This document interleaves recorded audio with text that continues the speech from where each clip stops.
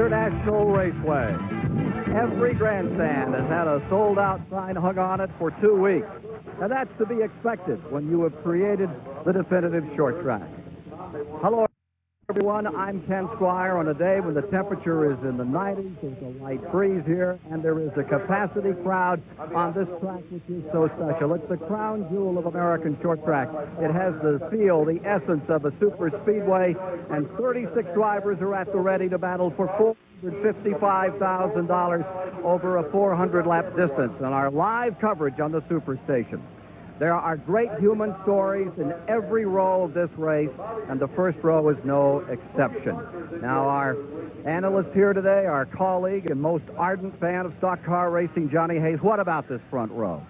Well, Bill Elliott is back, folks. He's 100%. Plus, he has a chance to win $152,000 in bonus money, so I don't think Bill is going to need a lot of motivation.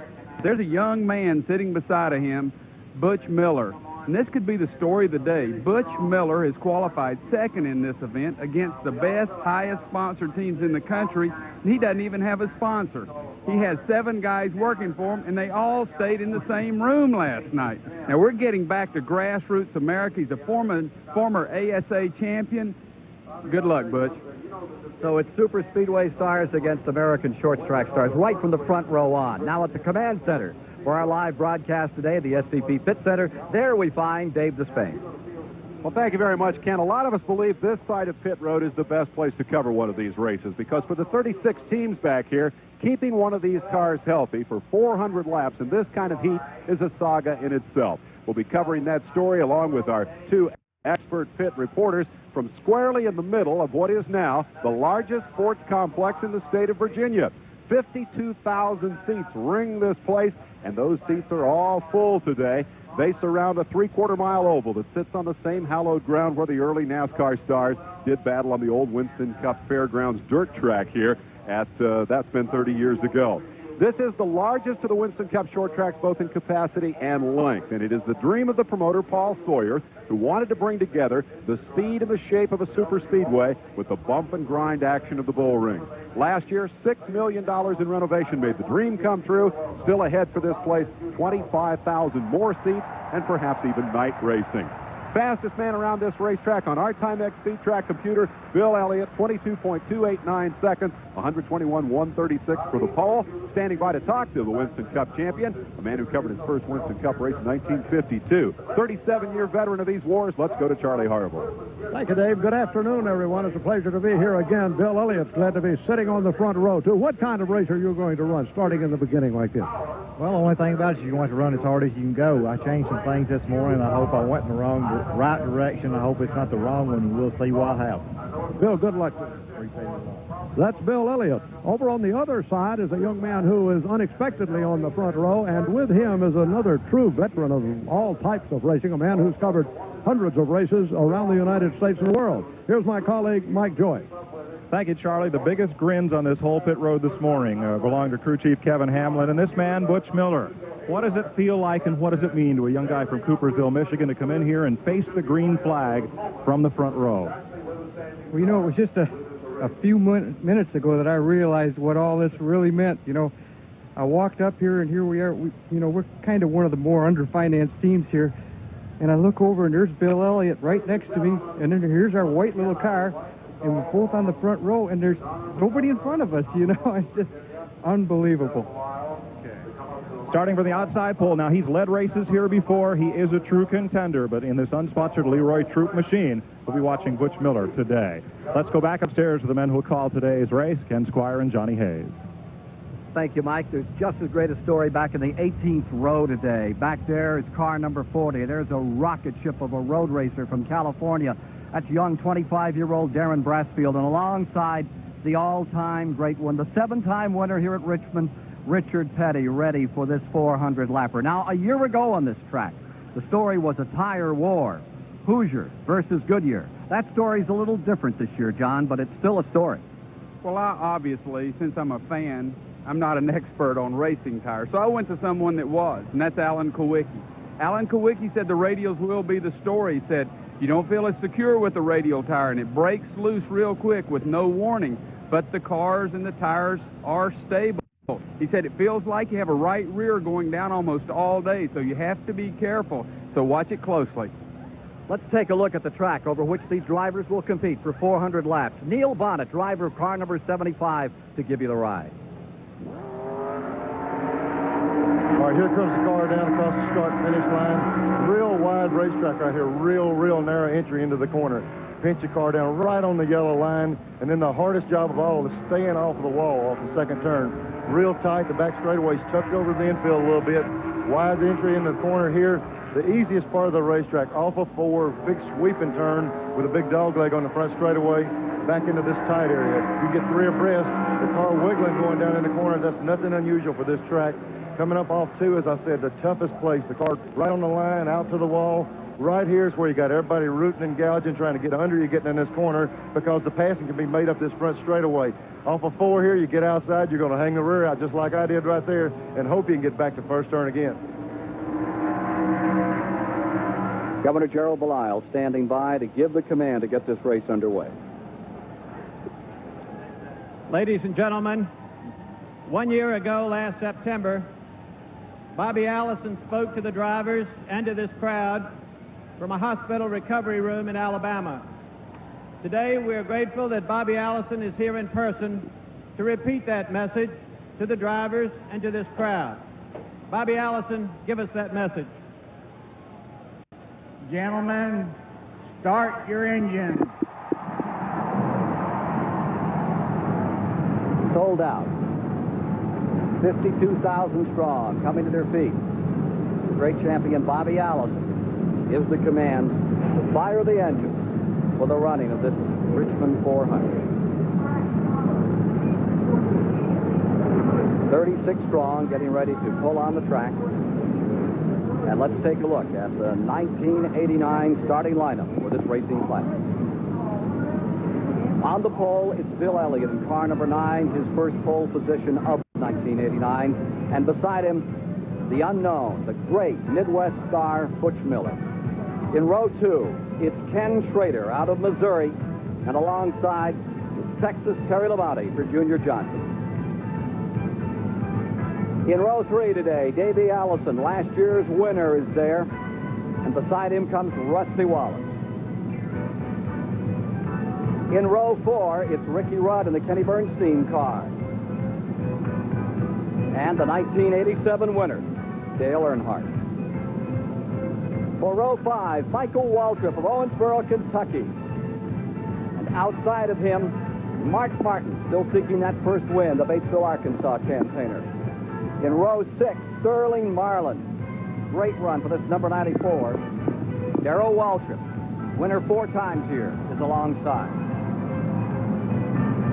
Going to row 7, there you have Rick Wilson in the number 4 and Alan Kowicki carrying one of our onboard cameras.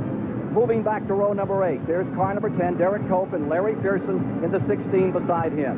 In row 9 today, number 2, Ernie Irvin, and car number 33, Harry Gant, just coming to life there.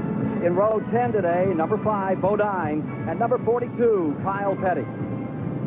It's Dick Trickle coming next to number 84 from Wisconsin, Hut Strickland.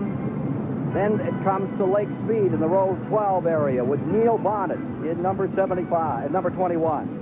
Row 13 today is Lenny Pond and Dale Jarrett. Row 14 will be Jimmy Spencer and Phil Parsons. Row 15, Jimmy Means and Dave Marcus. The 16th row is Bobby Hillen, and J.D. McDuffie is back from Stanford, North Carolina. Row 17, Brett Bodine and Morgan Shepherd.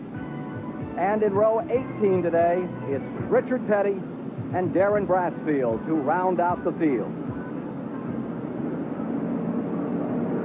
Here with Alan Kowicki as we take the 2 preliminary laps to a start. 1 lap to green, and we're underway here on the Superstation from Richmond, Virginia, live. Great field, great day, John.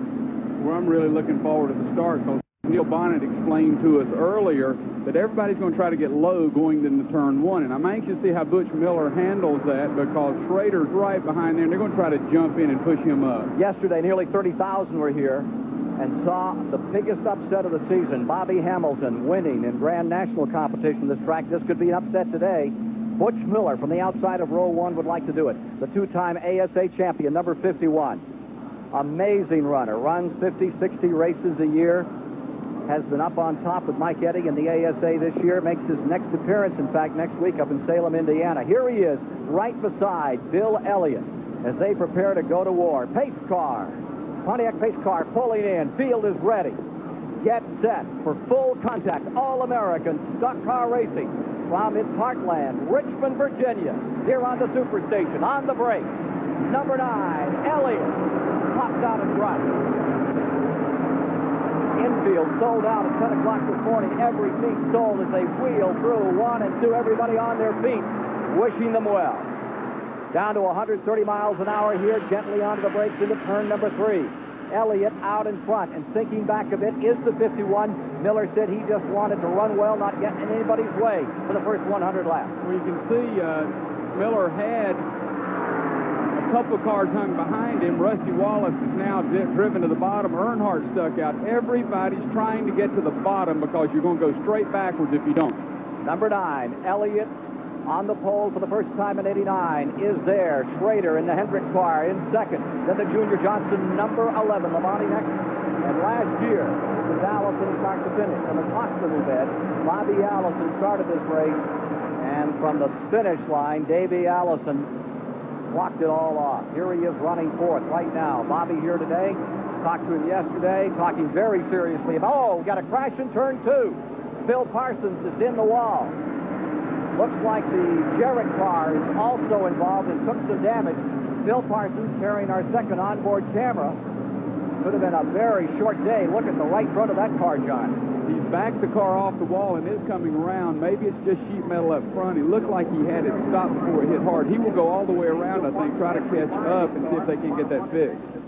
Here he is coming down out of turn number 4. Let's see it. He is going to stay on the track, as John called it, electing not to come in and trying not to lose a lap. The field is approximately into turn 3 now as he comes to the start-finish line. Phil Parsons in car number 55, showing a lot of smoke as that fender is rubbing severely on the right front tire. The pace car is just coming out, and Phil will be at the back, and since there's so many cars there, he's not going to have a real advantage unless the pace car goes very slow. There's the incident, and you see Jarrett was in it, Parsons was in it. Dale able to drive off and come around. Jimmy Spencer came awful close and missed it also.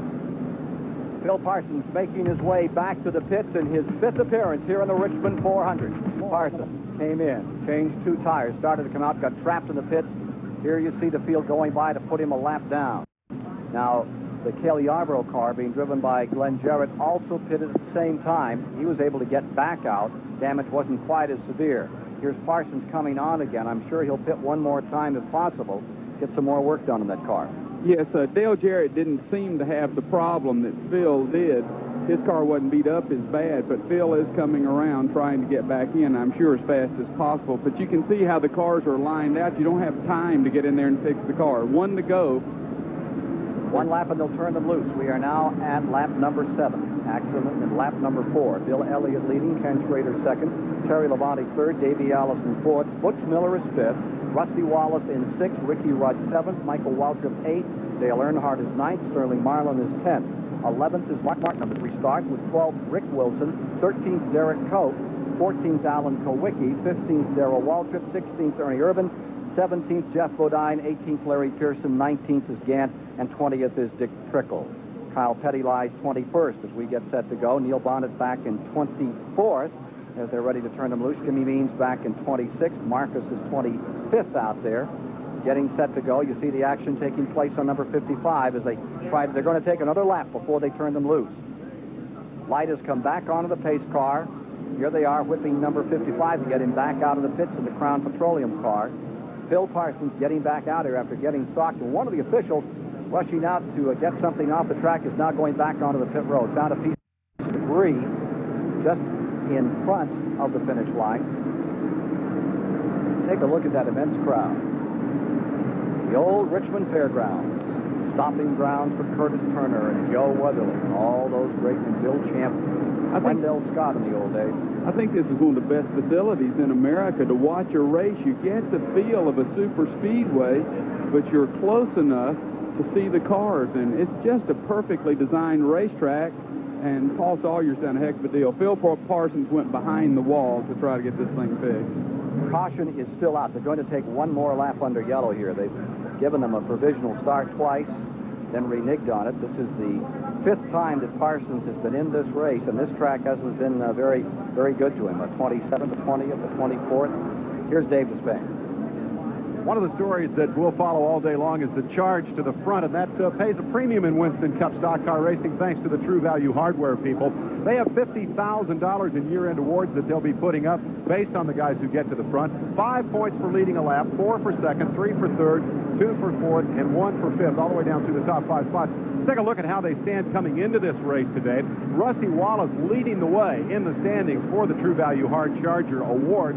He has compiled more points in all of the previous races. Now, what we'll do is keep track all day long of who is sitting on top in terms of the True Value points and update you on a total of $5,000 awards that will be paid just for this race. But those points also count toward the big payoff at the end of the year. No surprise that it's Wallace and Earnhardt on top of the standings, and don't be at all surprised if they are right at the head of the field here today as we follow the action from down Pit Central. Bill Elliott out front. Let's get back to racing.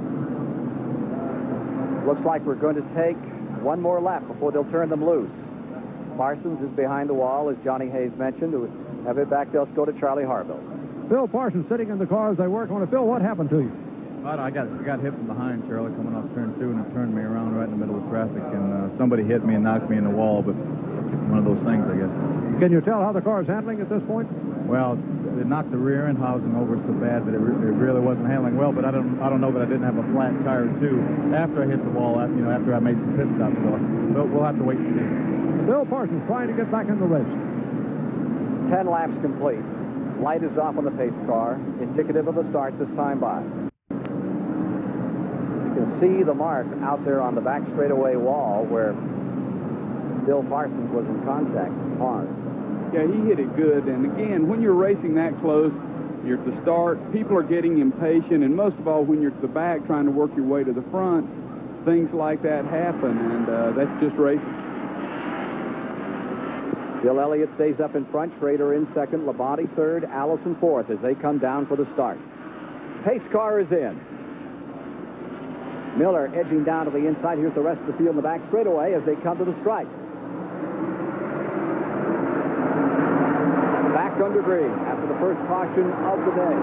See, Rusty Wallace got a great jump there. Picked off 2 cars. He picked off Davey Allison and Miller Earnhardt coming up on the outside. And see, everybody's been afraid to try the outside. And Earnhardt says, hey, I'm going to take it. And he's flying to the front.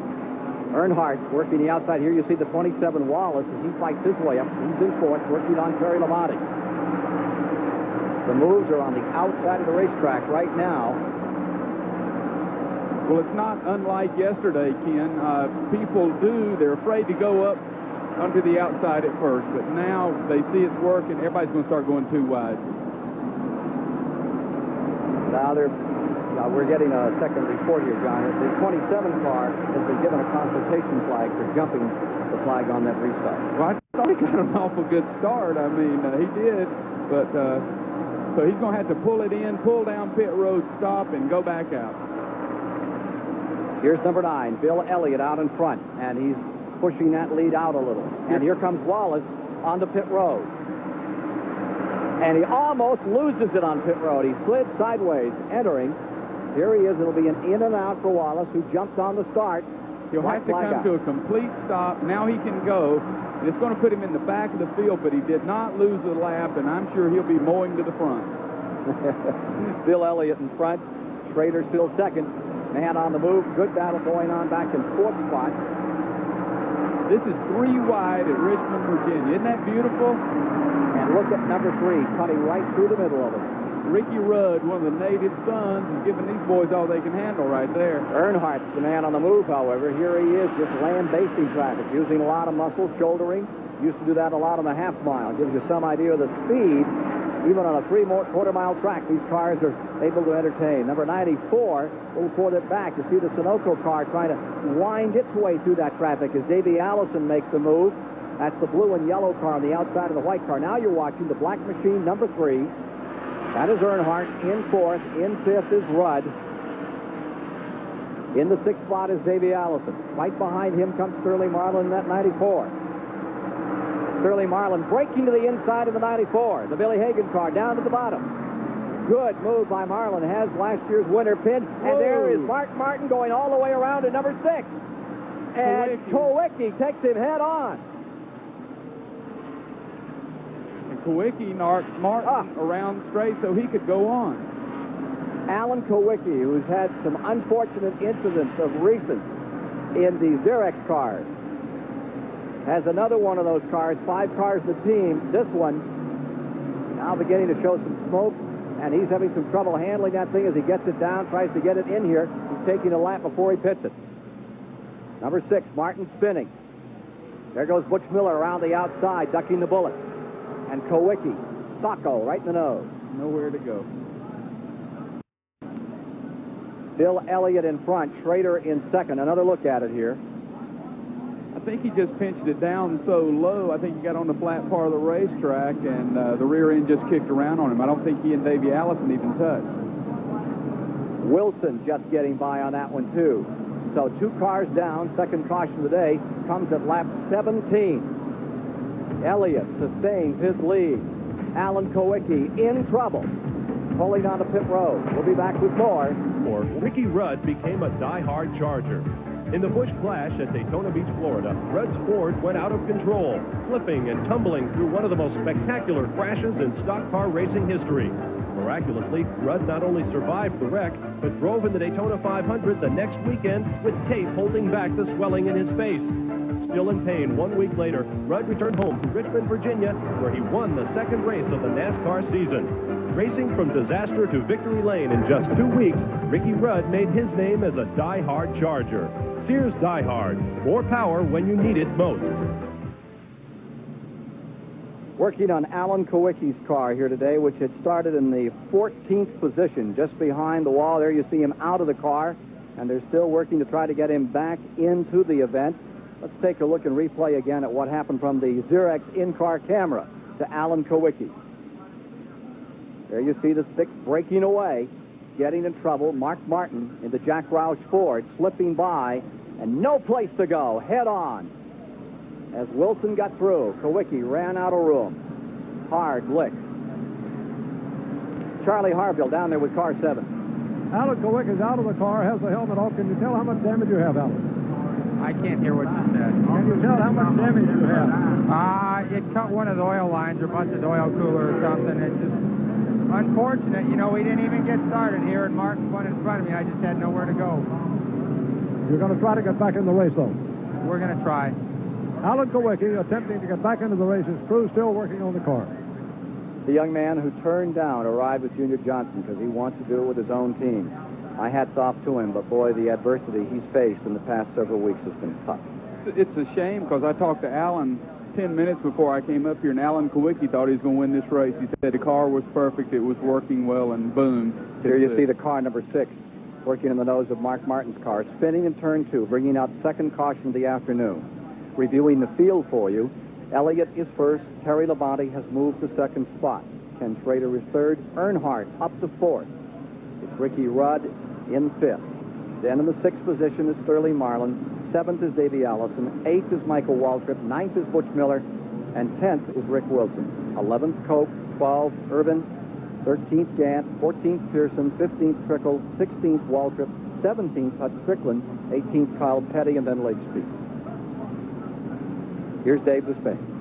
Now, this has been a very eventful race so far for Winston Cup Championship contenders. It's a good, tight battle up at the top of the heap. As we take a look at the points, here's Dale Earnhardt sitting on top. He's moved up to 4th in the standings. But look what's happened. Rusty Wallace has already had an early penalty and dropped all the way to the back of the field. And we just saw Mark Martin hitting Alan Kowicki. Actually, the other way around. Martin spun, Kowicki hit him. But these two guys are hot on Earnhardt's tail in the championship standings. And they both had bad luck early on here at Richmond. Remember, this was the race that essentially cost Rusty Wallace his run at the championship last year. He's already had a bit of bad luck. Earnhardt is in the catbird seat right at this moment. Let's go back to pit road and join Mike Joy. Well, Mark Martin has just completed his fourth pit stop of this caution period. It first looked just like cosmetic damage to the front end sheet metal, but where that sheet metal was pushed down over what would be the headlight on a passenger car, that's where the oil cooler is on these Winston Cup machines. And you must get air in that oil cooler to keep the engine from expiring on a 90-degree day like this one. So as long as this caution period lasts, they will continue to bring him back in and try to get enough air into that cooler to keep the engine healthy. It doesn't look like the front end, though, was bent out of alignment. Here's Martin coming back in. First stop, they just pulled away the sheet metal. Second one, they gave him tires, and from the third one on, they've been working on this left front corner of the car.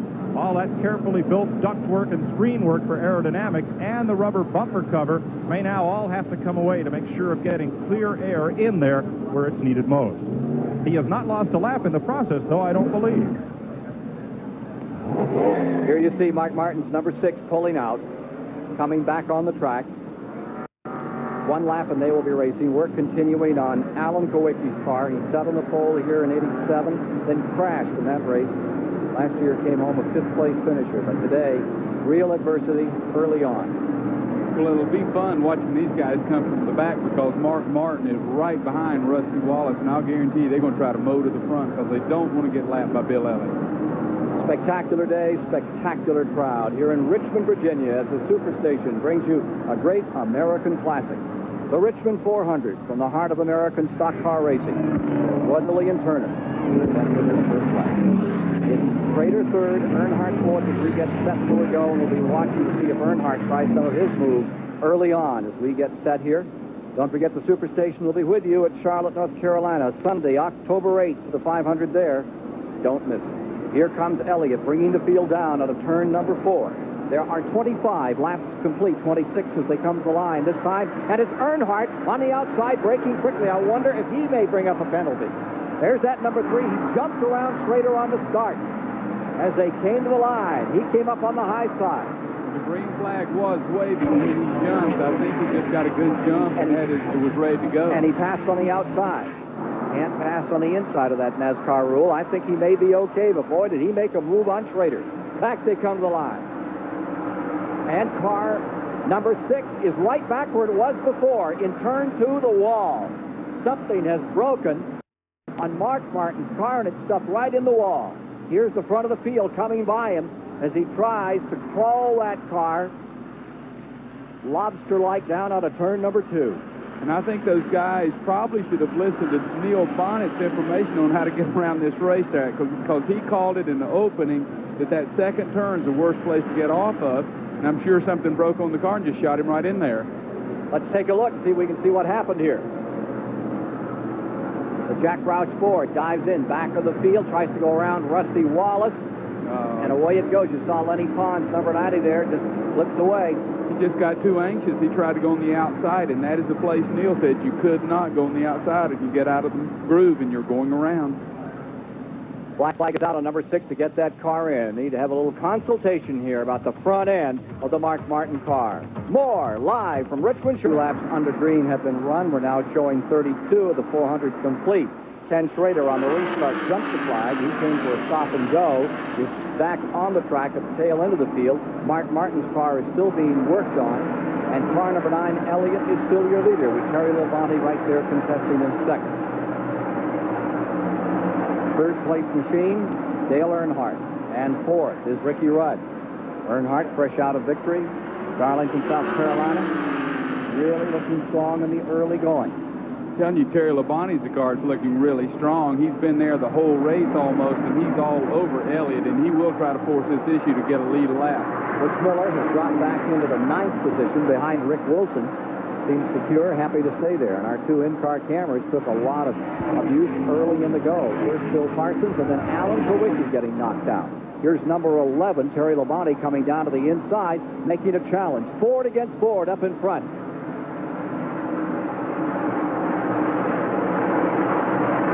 Further back, Rusty Wallace, who was in 32nd, is charging through the field.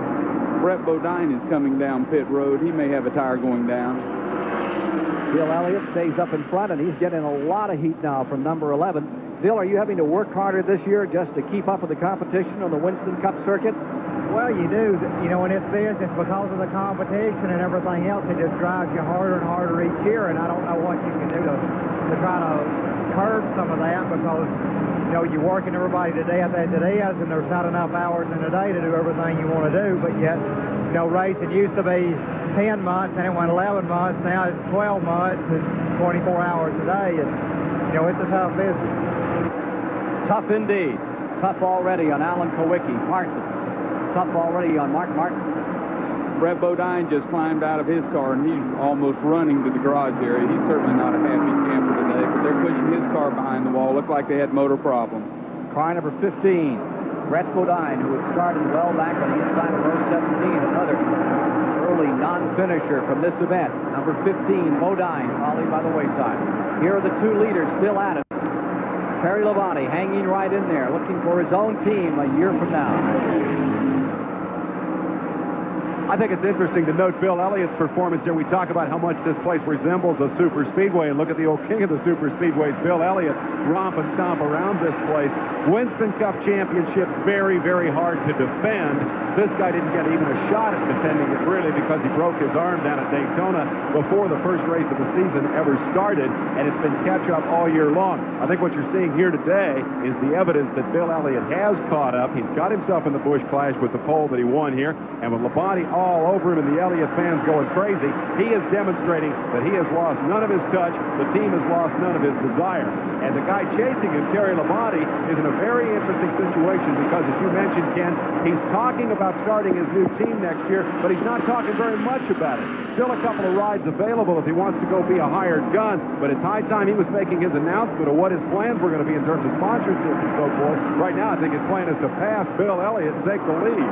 Well, he told me the other day he had 4 cars complete, and he was intent on getting his team started this year. He's well underway, has the shop going. Here he is running nose to nose in the back straightaway. I think he is actively seeking the sponsorship, but the team is coming together. Here he is in the lead with Elliott in second, and there's Earnhardt pulling ever closer to that Chevrolet in third. Ford 1 and 2. Change of leadership. And we have a car spinning, and Larry Pearson gets T-bone. Not hard, but hard enough as he spins in turn 4. Oh, that's a tough one. Boy, Lake Speed did a great job stopping that car. He bent it a little bit, but the hood blows up. He comes down the main straightaway. He's got to look out, hold his head out the window to even see where he's going now. Lake Speed, he owned Larry Pearson in turn 4. Larry Pearson lay sideways in the track, and Lake did everything he could to get it low. He took a little damage in the nose. What an unfortunate time he's having. He's been star-crossed of recently. I tell you, he's been in several accidents. He was hurt. He's making his comeback, running fine today, and comes out. Nothing he can do but drive right in the side, and then the hood blows up. Now here he is completing another lap as he doesn't want to go a lap down. He'll try to go in and get it fixed, and here's the replay. There's the 83, and up in front of him, there's trouble. Larry Pearson is going to spin. When he does, watch what happens. Back straightaway, they're into 2, headed for 3. Larry Pearson is up about a second and a half in front of them on this 3/4-mile track. Here's the 27 car. There you see, here's Waltrip getting in contact. Yeah, and I know why he spun. Waltrip turned him around. 27 to the outside. Tried everything to miss him. Just barely collected it. Lake Speed into the side of Larry Pearson. And he is now on pit road with car number 83. Alan Kowicki is back from behind the wall and is back out on the racetrack, so maybe Alan can make some headway and get some good, valuable points. Hut Strickland on pit road, and the Oldsmobile of Lake Speed being administered to now with 44 of 400 laps complete, live at Richmond. 117 miles per hour. Let's see how that stacks up as we get back to a green flag. We come down to complete lap number 47 as they go back to green, and car number 3 goes to the inside. Earnhardt going for second place. Earnhardt on the bottom of the racetrack puts the Chevrolet beneath Bill Elliott. Goes to second. Labonte leading in number 11. Back straightaway, Terry Labonte in the Junior Johnson Ford is in first. The Richard Childress Chevy right there leaning on the rear bumper. Down to the inside. Great struggle for the lead as they come into the main straightaway. It is Earnhardt, bottom of the racetrack, and the man in black goes to the lead. I tell you, Earnhardt's getting great starts. He has a gear in that car that really will come up to speed fast. And I think Phil Parsons just came out of the garage here and is back in the front, too. Leaders coming around with number 3. Another leader change today as Earnhardt goes up in front.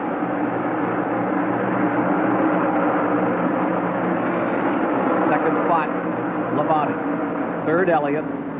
Fourth is Sterling Marlin. Phil Parsons, after taking a lap, looks like he's going back behind the wall. The Crown Petroleum car of Phil Parsons in big trouble is back in the garage area. The new leader is Earnhardt, trying to stretch it 2 in a row after that sensational victory last Sunday at Darlington. Rusty Wallace has come from the back all the way back up to 12th place, so I think he's sitting there saying, Dale, don't get too comfortable, but I'll be up there with you in just a minute. Sterling Marlin into 4th, and what a run he is making today. Ricky Rudd is in 5th.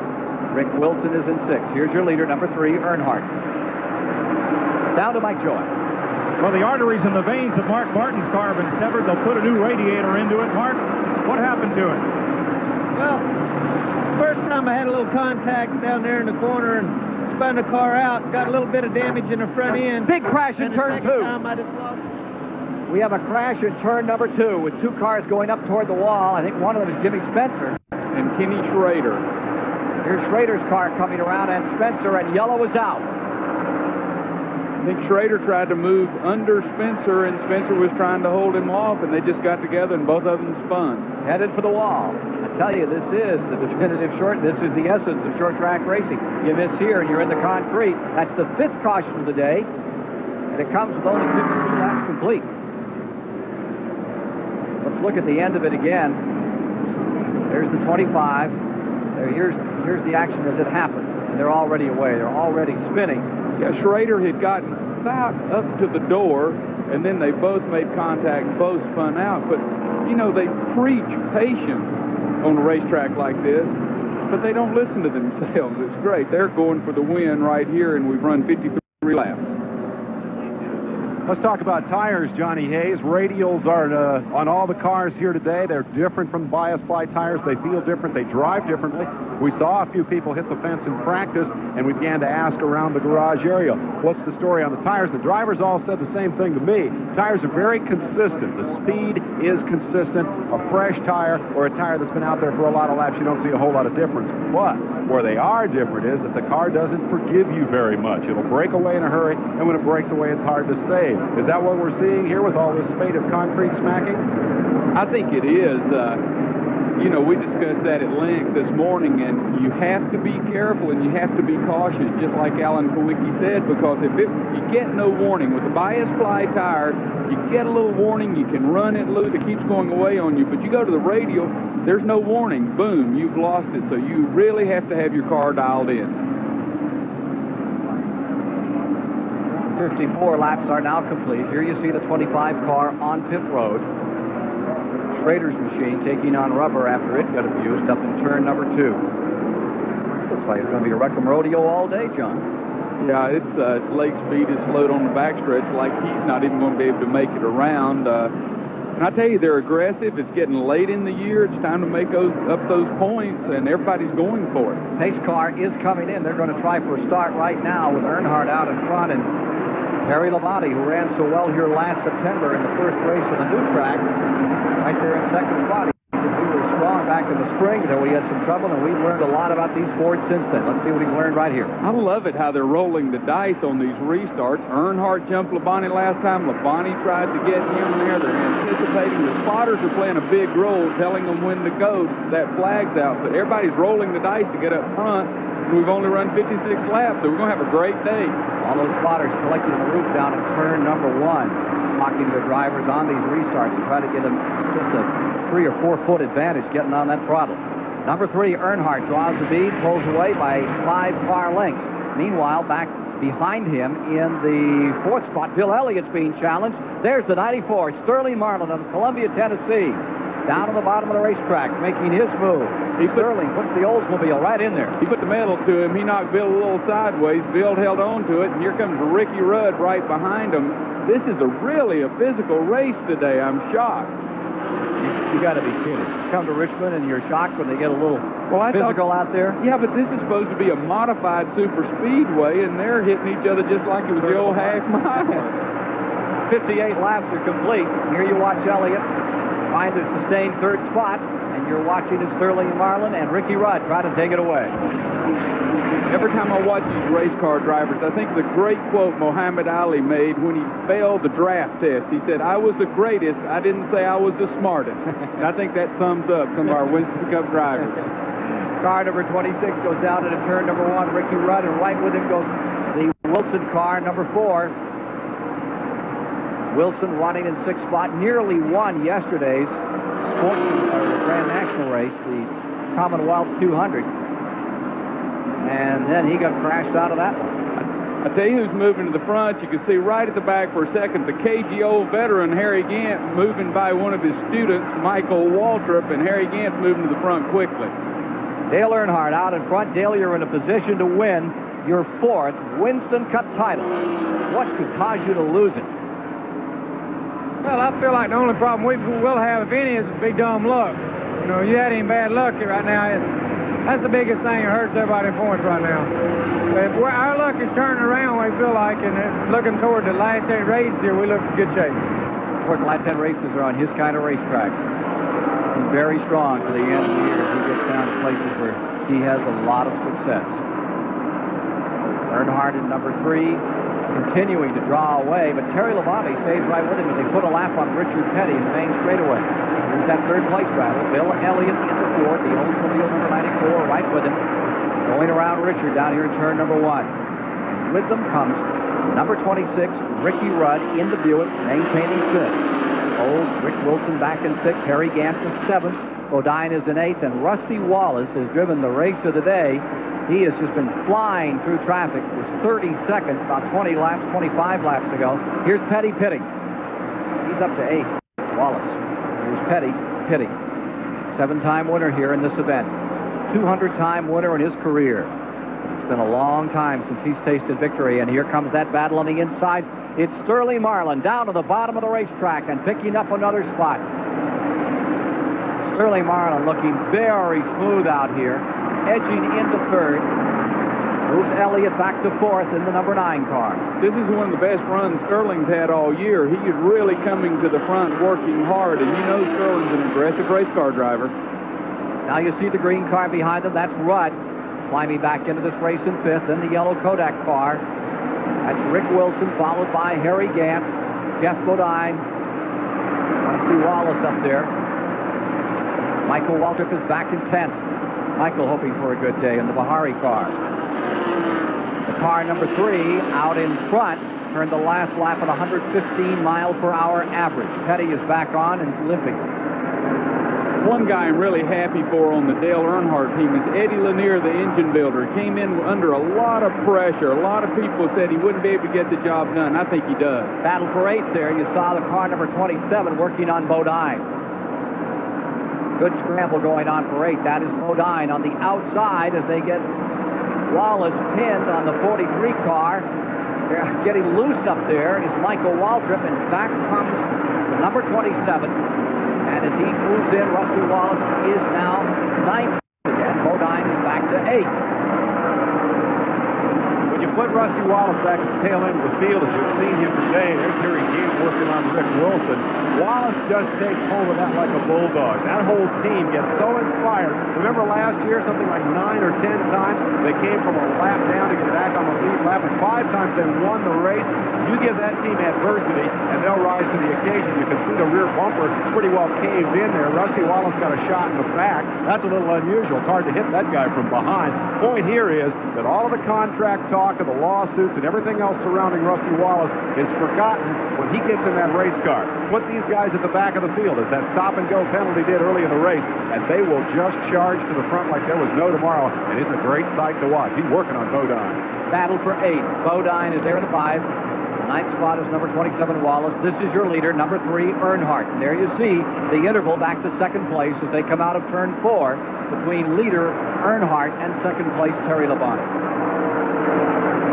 Bill Elliott back and 4th. Number 9 car going into turn 1. 70 laps are now complete.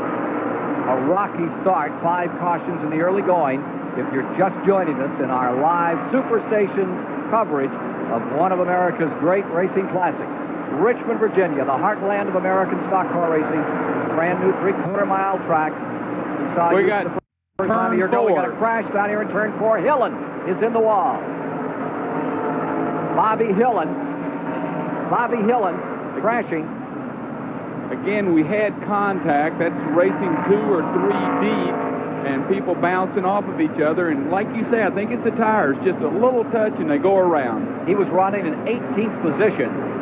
He spins and backs it into the wall. Didn't look too harshly. And I want to make it perfectly clear, it's not that the tires are good or not bad. It's that these fellows aren't used to running these speeds this way, that loose on a radial tire. Here it is. Good morning, Hut Strickland. Let's see where Hut hits him. In the door, in the 8. Oh, Ernie Irvan jumps right under there. He touches Hut. That's just basically, if you hit you in the door, it's not tires. I apologize for saying that the tires went away. That's called in the door spin. Well, into the pits will come number 8 with a lot of abuse. He got hit by Hut Strickland. More live reporting of the U.S. Air Force Reserve Commander's Performance Award to the driver of car number 7, Alan Kowicki, by Colonel Forrest Giles. Thank you, Ken. Mr. Alan Kowicki, it's my pleasure to present you General Shear's Commander's Performance Award. Being a front runner and a top contender requires a great deal of tenacity and perseverance on your part. Difficult enough not being an owner and operator. When you have to own and operate your own, makes it that much more difficult.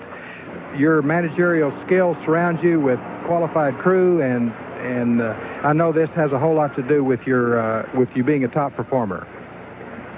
Thank you. On behalf of myself and my entire team, we're very honored to accept this award, and certainly appreciate it very much. It does take a team effort to run up front in NASCAR Winston Cup racing, and the team effort of my entire team is what's kept us up there. Once again, we thank the Air Force for this award. Well, we got about a lap under green, and then we're back under caution again here as Kyle Petty has wrapped the wall in turn number 2.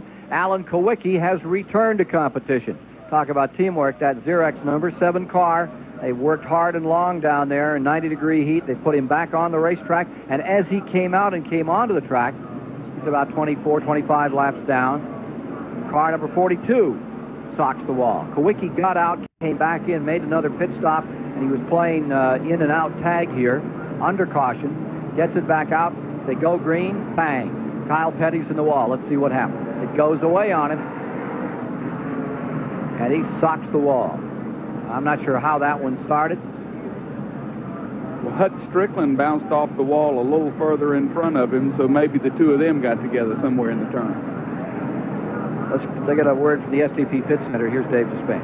Just a moment ago, we saw Bobby Hillen hit the turn 4 fence with a little nudge from Hut Strickland, and it brought to mind the progress that Winston Cup stock car racing has made. All of these guys are big stars now, and one of the things that makes them big stars is those little postcards that they pass out to the fans that they can put their autograph on. How far has racing come? Well, even the truck drivers now have their own autograph cards. Yes, indeed. Eddie Vogt here drags Dick Trickle's car to the racetrack. He started out driving the truck for A.J. Foyt. He's getting over some hospital time. Eddie, we wish you well. Rodney Pickler is the guy who drove here with Bobby Hillen's truck. There's plenty of room on there for Rodney's signature. Rodney's going to take a wreck home from Richmond today, Ken. Just send us a line if you'd like a free postcard on one of the truck drivers here in the series. Well, they happen to be the hardest working, best group of guys, meanest guy, tough guy. Truck drivers, you hop in a truck and drive from Denver, North Carolina to California, turn around and come back and then go to Michigan. We're talking men, none of this high school junk or going out here and run for 4 hours. Those are the men of the sport. Truck drivers, I stand up for you and I support you, and I do think the race car drivers are wimps compared to you guys. Well, you've certainly done your missionary work today, Reverend. Yes, sir. I tell you, they got great names. Stop for coffee in Shreveport and then go all the way to Yeah, and they got names like Whittamaker. You know, I mean, these are real guys driving these trucks. They don't take no junk. Here we are with Dale Earnhardt out in front. We're still under caution, and we'll be back with Bill Elliott trying to challenge for the lead live at Richmond in just complete of 400 to be run. Richmond Fairgrounds, the old Richmond Fairgrounds, the home of the new Richmond International Raceway. The the second of the races in the fall series on this track. Yesterday, Bobby Hamilton from Nashville won in Grand National. Today, it's going to be a contest right to that final lap. Meanwhile, we've had 7 cautions in the early going. What's the story here, John? Well, NASCAR's advised us that there's a lot of rubber on the racetrack, indicating heavy tire wear. I hope Mike Joy will get a chance to check some of the tires that are coming off the cars to see if there is a problem. Here's number 3, Earnhardt, as you see, coming down through the tri-oval, the main straightaway. And Jimmy Spencer right behind him with Bill Elliott running in third spot. The Winston Cup point leader, Dale Earnhardt, earned the nickname the Dominator en route to his 1986 and 87 championships. Now, right now, Dale's back on top. But is it the same Dale Earnhardt? Will the real Dale Earnhardt please stand up? The Earnhardt who won 3 Winston Cup championships with a hard-driving, fender-banging, intimidating kind of style. His foes called him Ironhead. The Earnhardt who lost last year's crown was a reined-in, toned-down shadow of his former self, driving constantly scrutinized by officials, teams subject to the same failures as everyone else. So who is Dale Earnhardt in 1989? At Daytona, he was the heads-up hero, nursing a sick car to third place ahead of faster competition. At Rockingham, he was the Ironhead of old, trading paint whenever the occasion called for. With 2 wins, including last week at Darlington, once again, he's the man to beat, the Winston Cup point leader, Dale Earnhardt. Team really comes up for it. They're working hard, and the consistency's there. And anytime you're competitive and consistent and can finish in the top 5 position and win some races, you're going to be tough for that championship. He's tough in anything he runs. Here he is. The Goodwin Chevrolet, number 3, Earnhardt leading. Let's check into that tire story. How about it, Mike Joy? Ken, we have 2 Goodyear tires here off Mike Waltrip's car. The top one is a brand new racing tire, and you see how slick and smooth it is. Here's a tire that came off on the last pit stop. It's scuffed a little bit to show wear, but also there is a bit of extra rubber sticking to it. We don't normally see this, but there is apparently a lot of rubber being deposited on the racetrack, and when it lies there loose, it's still hot. It just kind of gums up and sticks up on these tires. Now, that shouldn't change the adhesion too much, but one thing I think Johnny brought out, radial tire, whether it's a street or a race tire, has very different breakaway characteristics from a bias ply or even a belted tire. On those tires, the breakaway of traction is very, very gradual. You feel the tires start to go, and you have a lot of time to react to it. The way the radial tire carcass is designed, the tire grips, then all of a sudden, it's gone. And that's what's happened, apparently, to some of our drivers here today with their first experience with racing radials at Richmond. Thank you, Mike. Well, I think it's also the thing that's really helped a lot of these cars spin around is somebody's door or fender, bumper. Hit them in the back, gouge them in the side, turn them around. I think that's 90% of our problem right now, not tires. Kyle Petty's number 42 that got seriously dinged at turn number 2. He's okay. Car still being picked up and being hauled away. So we're under caution here.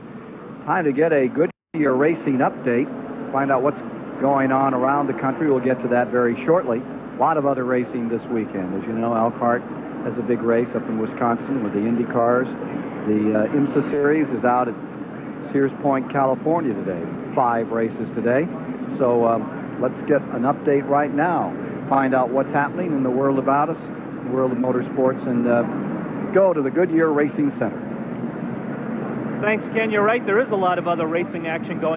40,000 fans on hand here at Richmond International Raceway for the Commonwealth 200 for Grand National cars. Pole sitter Tommy Ellis in the number 99 Buick jumped out to the lead at the start in this one. Number 1, Mark Martin, then took the point. However, he was soon replaced by another Winston Cup regular, Rick Wilson, as you see in the number 75 car there, diving to the inside. Late in the race, trouble. Wilson and number 7, Harry Gant, both got into some oil laid down by Kenny Burks. Gant, who was running second, got the worst of it, as you see. Fortunately, he was able to walk away from this one. Now on the restart, Bobby Hamilton, who started 29th on the day, took command, held off defending points champion Tommy Ellis to take his first ever Grand National checkered flag. The 31-year-old Nashville native who ran on one set of tires all day said he was lucky to hold on. It started leaking oil. They found oil leaking it up there. The officials did, and they tell me in the car, just hold on. You know, we thought we were going to have another bad luck deal. It was just unreal the car lasted like that. And finally, the Thompson 300, the most prestigious modified event of the year, is being held at Thompson Speedway. Bob Richards, I'll tell you what, that boy yesterday, that Hamilton, I think he's got a great future. He's looking around for new drivers. You're always talking about new drivers, and there's the big dozen. Butch Miller should move into the big dozen. Brassfield in a couple of years, Darren Brassfield's about as fast. He likes super speedways. You know, get him over 200 miles an hour, and he smiled. Doesn't smile before that. And then as you look over the rest of the field, this Hamilton kid looked just marvelous. I was really impressed, and I was talking to a friend of mine, Eddie Thrapp, about how tough it is to find good race car drivers, and he said, you're absolutely wrong. They're like telephone poles. They're on every corner. There's millions of them. You put them in this kind of equipment, this kind of money behind them, there's people all over the country that could jump in here and run competitive. So there's a lot of good racers out there. Why do you talk about the dozen? Why do you talk about those number one key rides, key seats? Yeah, because there's 13 teams receiving $12.5 million up to $4 million a year in sponsors, and our old buddy Banjo Matthews said money buys speed. There's some great race car drivers out there, but there's a bunch of people back here in the back. You put them in a Rick Hendricks car, a Bill Elliott car, those kind of cars, they're going to run well. We're still under caution. I think we'll be going green in a couple of laps. Let's pause for a commercial message and then back live to Richmond. With you live, they have just retaken green, coming around to complete the lap with Dale Earnhardt in front, Jimmy Spencer in second, Bill Elliott in third, Ernie Irvin's number 2 is in fourth, Terry Labonte is fifth, Bodine is sixth, Rudd seventh, Gantz eighth, Pearson ninth, Wilson 10th, and Wallace 11th on this jump. Jimmy Spencer's having a great run. He jumped in there. Earnhardt got by him a little earlier, but he's able to hold Bill Elliott off right now. And Ernie Irvan also has made a great move. A lot of these people know race cars are open, looking for new drivers, and I think they're showing their best to try to get one of those rides. Here's Elliott getting in contact with the 88 of Jimmy Spencer. Spencer pulls away, stays in second spot. Meanwhile, Earnhardt stays up in front in the number 3 car. Charlie Harville has a report on that car. I'm down here with Cecil Gordon, who's the shop foreman for Dale Earnhardt, and he's been talking with Dale on the radio. What's Dale talking about, Cecil? Well, Dale was just talking about how hot it was out there today, and he said he didn't mind how hot it is right now because it's going to be cool in Canada. He's going up for deer hunting and bear hunting in November, then it's going up where it's nice and cool. That's what the man's been talking about during that last caution play, how cool it was in Canada. Well, he certainly came here loaded for bear. He's out in front big time. Now the battle for second place. Teams up. There's the 3. Here's that battle for second. It's Elliott in the Ford on the bottom of the racetrack. The 88 getting pinned on the outside as they go down into turn number 1. And Jimmy Spencer's Pontiac is going to fall back into third spot. Ernie Irvin's number 2 is also falling a spot back as Terry Labonte comes up on the inside. The number 11, the red and white car. That's Labonte picking up a position. He's into fourth. Field back underway, 96 laps now complete, and drawing away by 2 or 3 car lengths a lap is Earnhardt. Well, the reason he's drawing away, these other cars are racing side by side for position, and it just gives him a free run. He has nothing in front of him. You'll see as things get going, these cars will start running back down again. Look at the job Ernie Irvin's doing in that number 2 car. He is running a terrific race thus far. Up on the outside, gets himself nestled back into the bottom of the racetrack between Bodine in the 5 and Rudd in the 26. Bodine in 5th, Irvin in the 6th position, 7th position, the green number 26 of Ricky Rudd. Good race there. And here's the number 11 working on Jimmy Spencer. This Jimmy Spencer in 88, that's your Mr. Excitement. I tell you what's exciting about this guy is not only the way he earned his nickname, Ken, which was by willing to be able to get in there and push and shove in open-wheeled cars in the NASCAR Modified Division, where he's a former champion, and also in the Grand National League, where he cut his teeth last year, but also in terms of the future that his car owner predicts for him, and that car owner should know because Buddy Baker owns that automobile, and he... Whoa, Mike Waltrip backwards on the racetrack. Waltrip will try to cut it around and keep it out of harm's way. Nice little handbrake style turn there to avoid the oncoming traffic. Fire breaking out beneath the car for Mike Waltrip. Turn 3. Turn 3, 99th lap. And I think the tires are giving them fits today. They say you can reach down and grab gobs of rubber down here in the second turn that's building up. And here's the number 30, Michael Waltrip, looping in the Bahari Racing Team car. Here's your leader, number 3, Earnhardt, and we're a fourth of the distance. We're under caution. Let's look at it again.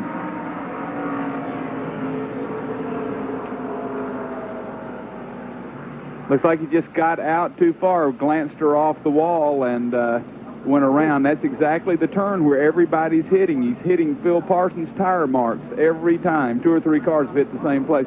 Watch the fire jumps out, and then he restarts the car, and it snuffs the fire out immediately. I don't know where the fire came from. You see it jump out, and he'll restart it, and it'll just blow right out. Build up in the headers. Number 30, Michael Waldrop, and he's on pit road now. The lucky guy there, Jimmy Means, 52. Here's Mike Joy. Mike Waltrip spin. They're going to change all 4 tires on that car, and we'll get a good look at the condition when they come off.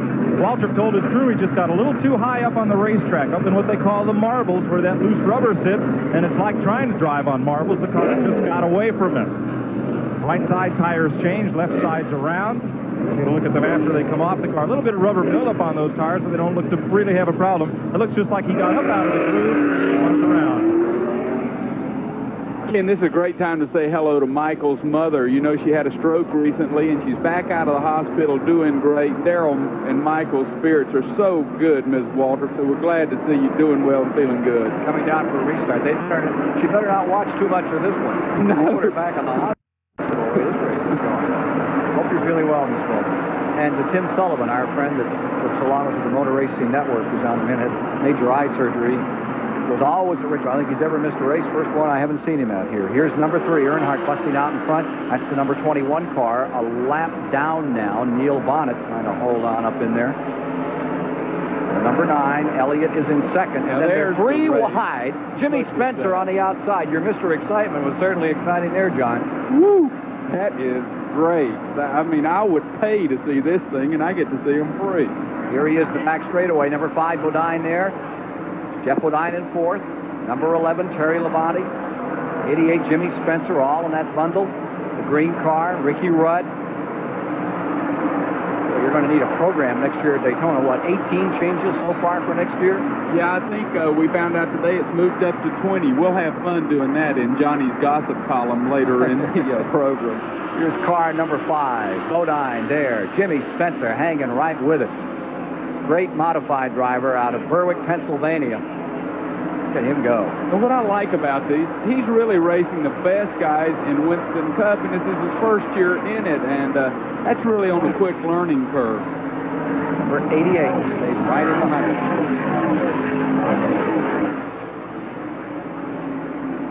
Here's number 11 down to the inside and gets underneath 88 for 4th. Dave, you want to finish that story? Buddy Baker picked Jimmy Spencer because Buddy likes Jimmy's style. He's a flat-foot kind of a race driver. That's the way Buddy drove the car. That's the way he wants his man to drive it. The car's not hooking up right now. You've seen him lose a couple of spots, most recently to the 26 of Ricky Rudd. Buddy told the best story up in Michigan earlier this year about why he likes Jimmy Spencer. Jimmy's the kind of guy, he says, that if somebody came up and said, Jimmy, there's somebody waiting for you outside the pit gate. He wants to talk to you, and he's got a gun. That Jimmy would say, well, I guess I better get me a gun and go see what he wants. He's just a fighter, and right now he's fighting to stay alive here against the onslaught of Harry Gant. Buddy Baker likes this guy, and I think that bodes well for his future. Oh, it's like for Buddy Baker, just looking into a mirror, they have exactly the same mentality. They're both big, giant, rough, tough guys, and I sure wouldn't want to take either one of them on. Here's the number 9. Bill Elliott in that second spot. Jeff Bodine is in 3rd. Terry Labonte is in 4th. Ricky Rudd is in 5th.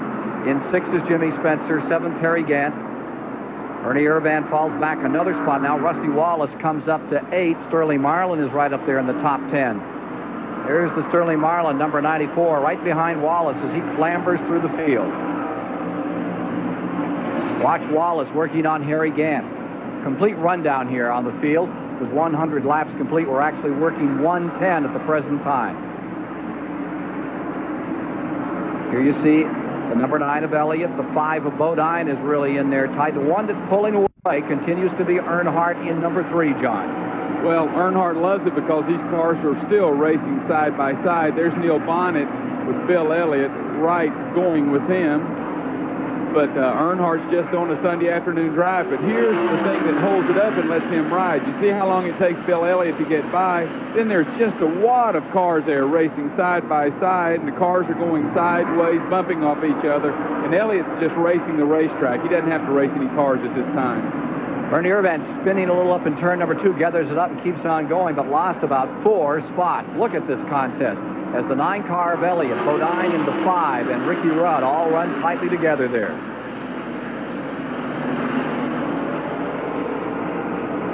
Jimmy Spencer in the 88. He's still showing in 6th spot. Is having a car owner like Buddy Baker an advantage or disadvantage to you, Jimmy Spencer? I'm further along than he thought I would be at this time, and you know, that's a compliment to Buddy Baker, really. I mean, he is very, very observant of what's happening all day long in the race, and tries to help you drive in a little easier, drive in a little harder, drive this angle. It's so important to have a person like that with all that experience in the tower working you, and I think I have a big advantage already at a lot of the racetracks. Now here, Buddy's never been here, but still his experience, the 25 years he has raced, it can only benefit me, and it's working real well. There he is in 6th spot. Jimmy Spencer. Darren Brassfield has just pitted car number 40. Looks like a left rear tire change. 114 are complete. Earnhardt stays first. Elliott stays in second. Bodine is in third. J.D. McDuffie is just pitted. Apparently he needed a new cigar, and old J.D.'s back out again.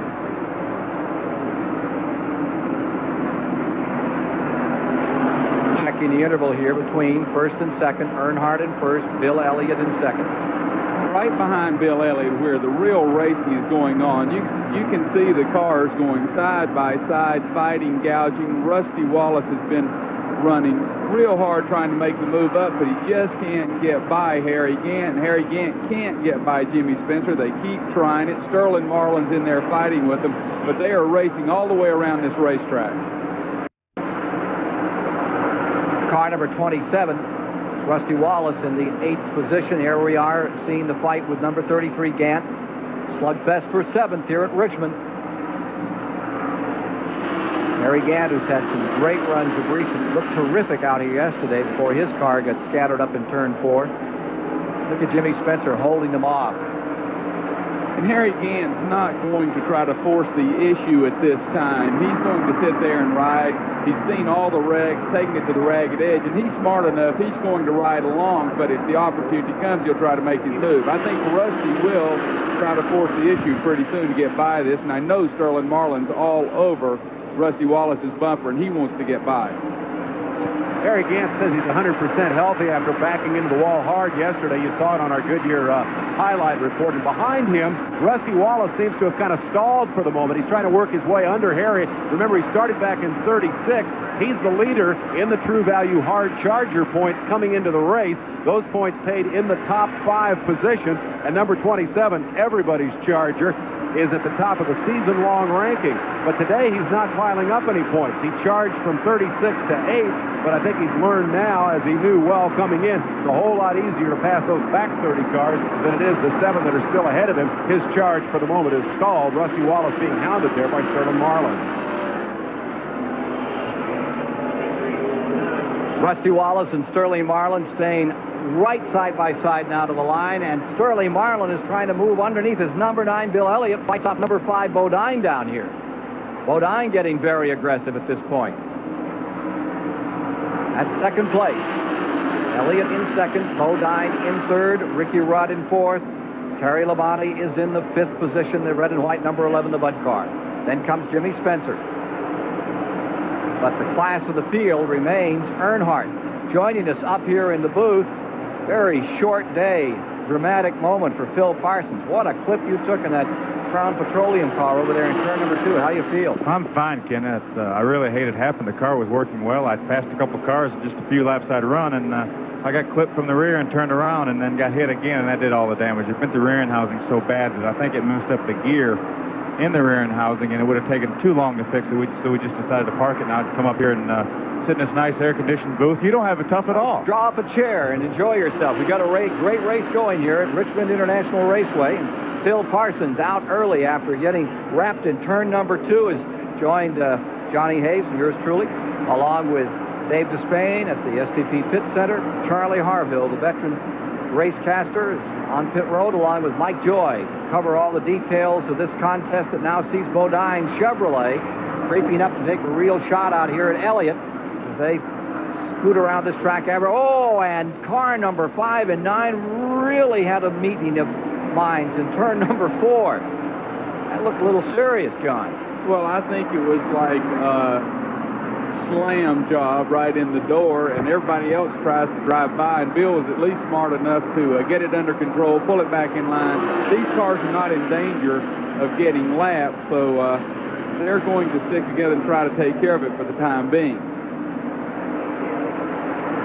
Since we have the good fortune of having Phil join us in the booth, Phil, let me fire a question at you. I don't know if you've had a chance to really watch enough of this contest yet to have a firm opinion, but we've seen a lot of guys hit the fence here. It's been yellow flag city all day today, and we've been speculating, is it tires or is it just aggressive short track style driving? Have you had a chance to form an opinion on that yet? We know what caused yours. What's causing all the rest of these go-rounds? Well, Dave, I think it's probably a combination of the two. You know, with the radials are very new to us, so maybe a lot of the drivers don't know exactly what to expect.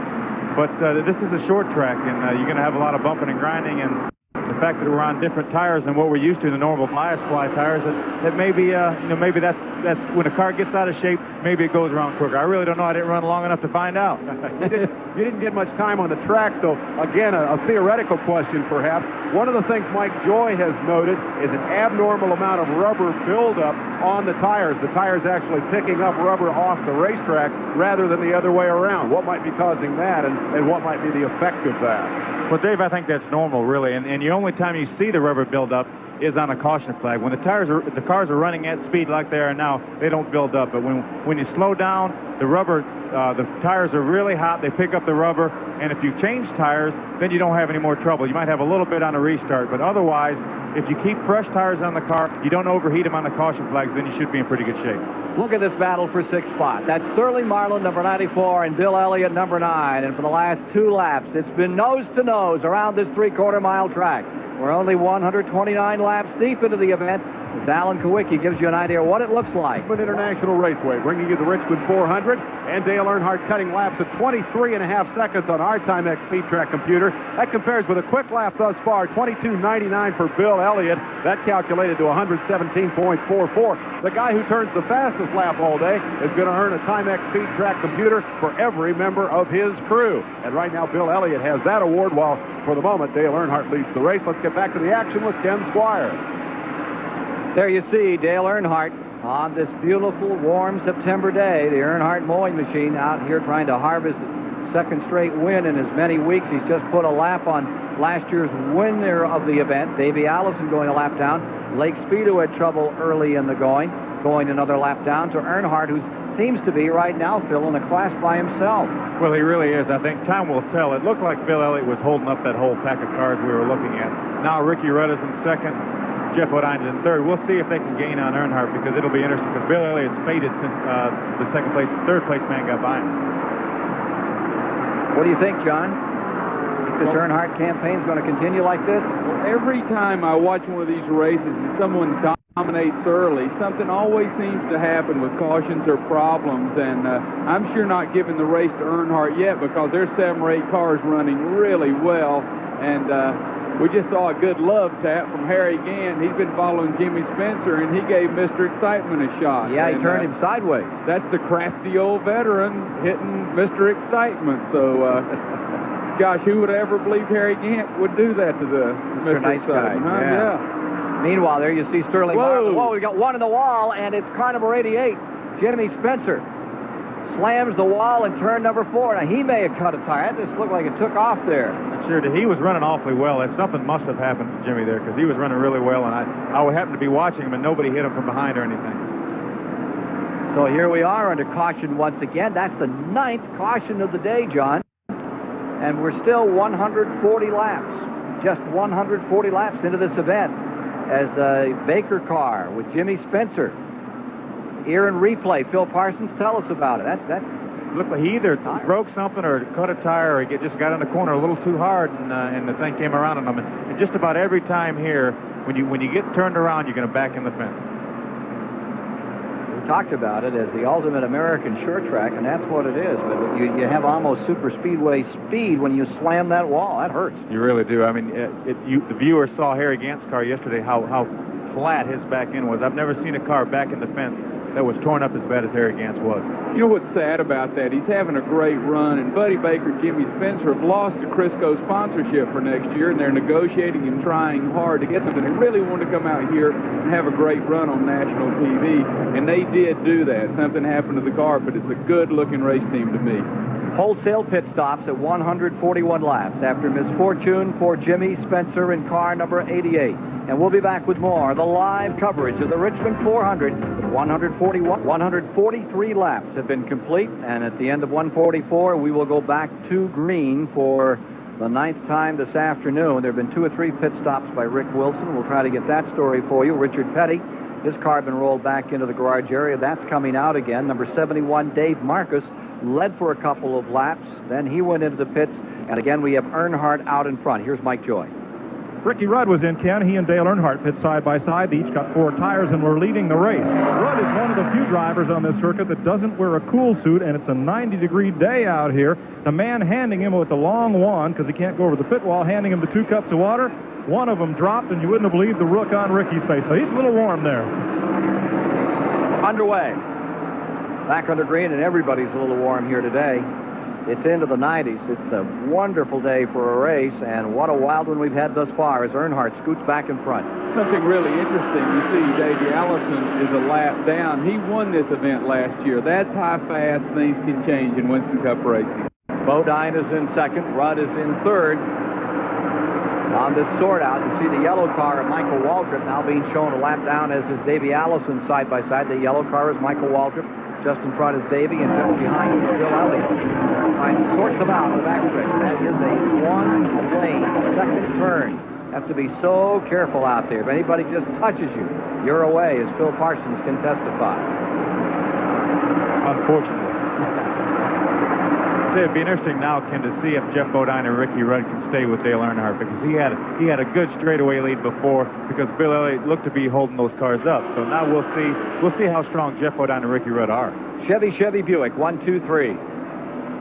Richard Petty just pulled his car into the garage area. I think he's calling it a day.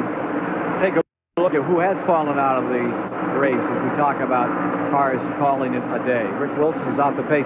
Here's the attrition thus far. Dale Jarrett early. Phil Parsons has joined us here with the Crown car. Brett Bodine, Kyle Petty, McDuffie, Spencer, all out.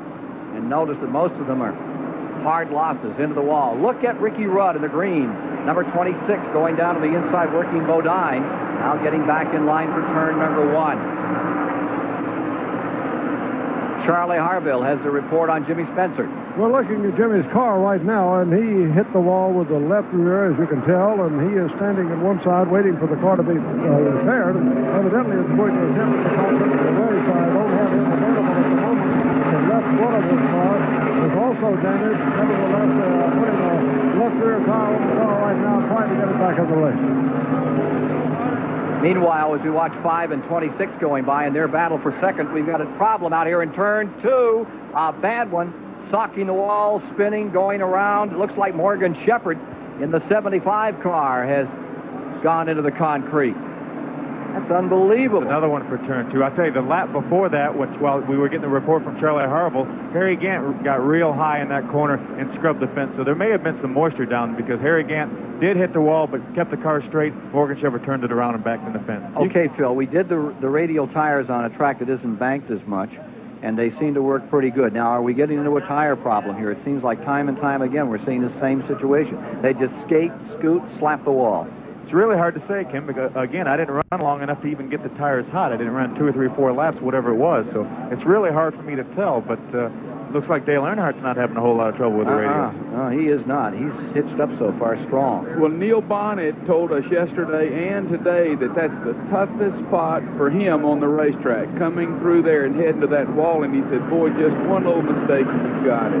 Is that the way you found it, Phil? Well, I think so. And I've also noticed since I've been up here, because I didn't get to see much of the race, that the groove has moved up generally for most of the cars. And there's a possibility that Morgan could have got his right side out of the groove and into the slick stuff, and might have turned him around. So it may have been a fact that he just got a little bit too high. Take a look at it. Morgan Shepherd approaching turn 2. He's already out in turn 1. He's loose. It looked like really turn 1 is where the problem started. It looked like Morgan may have been forced high, or may have just tried to run a little bit high and got turned around. If there's a lot of rubber that's been building up out there and you run into that, you can say so long. It's been good to know you. Just like ice, Ken, just like running on ice.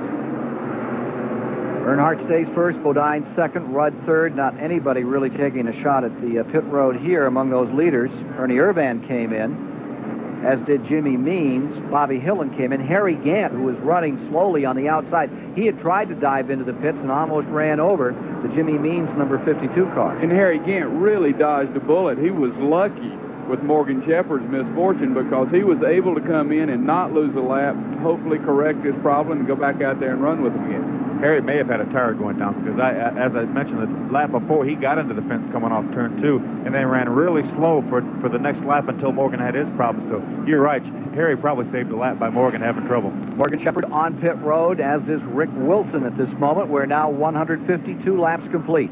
Though he finally earned his first pole of the season here at Richmond, the current Winston Cup championship, Bill Elliott, hasn't had much luck this year. Things look a lot better for today's pole sitter, Bill Elliott, than they have for some time. He got off to a rocky start at Daytona, breaking a wrist in a pre-race crash. Backup driver Jody Ridley totaled Elliott's second car in the 500. It's taken half a season, but Bill is back up to speed, ranked as a contender. In June, he won at Michigan, same as last year, and seemed ready to make a run at the front runner. All those fans who fell in love with Bill in his $2.5 million season saw no reason the Elliott team couldn't pull off another fairy tale finish. But back at Michigan 3 weeks ago, that Cinderella clock struck midnight. Bill was out of the race early and had to take a hard look at the remainder of the 1989 Winston Cup season. You know, right now we just need to work as hard as we can, finish the race, try to win some races, see where we end up at the points. And right now, he is running in the 4th position with Ricky Rudd in the green, number 26, directly in front of him. Jeff Bodine running second, Earnhardt up on the point. Lap car number 83 down flanking on the inside, the number 9 car. Getting set on a restart, pace car ready to come in. Live coverage on the Superstation from Richmond. There you see those front 4. Let's see if number 9, Bill Elliott, as the green is extended by Harold Kinder, can find a way around. He cannot, and number 11, Terry Labonte, is right there to challenge. Earnhardt with just a tremendous leap off those starts. He sure has the gear to pull himself off on a restart and off those corners here today. By Bodine in second spot. Rudd running in third. Elliott in 4th. But here comes Rusty Wallace. That white car down on the inside is beginning to clamber up on the inside of number 9 Elliott. Here comes Rusty Wallace.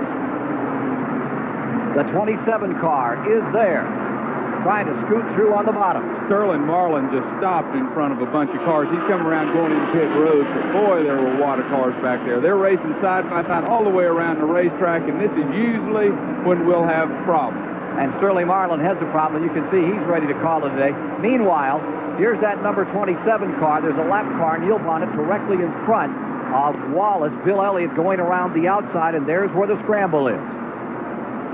Okay. Elliott goes back into 4th, Phil, and it is Wallace back to 5th here now.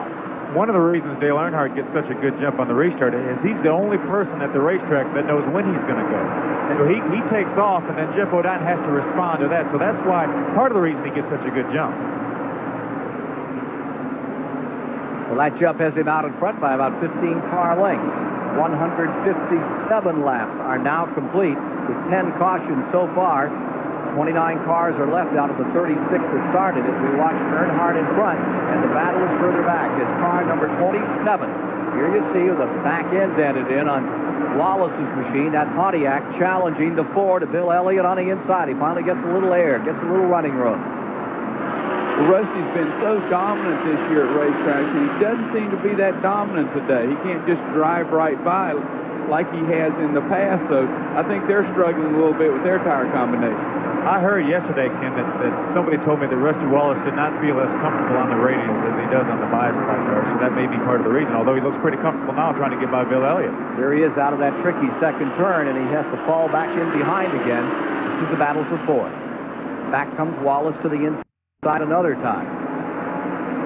A lot of these top teams have tested the radials, haven't they, Phil? I think so. I'm not sure how many have them tested up here. A lot of times this year, Goodyear would not have the tires done in time for us to test. So I'm not sure if they tested on the radials this time or not. Well, Wallace is around Elliott, as you see here. That'll move him up into the 4th position.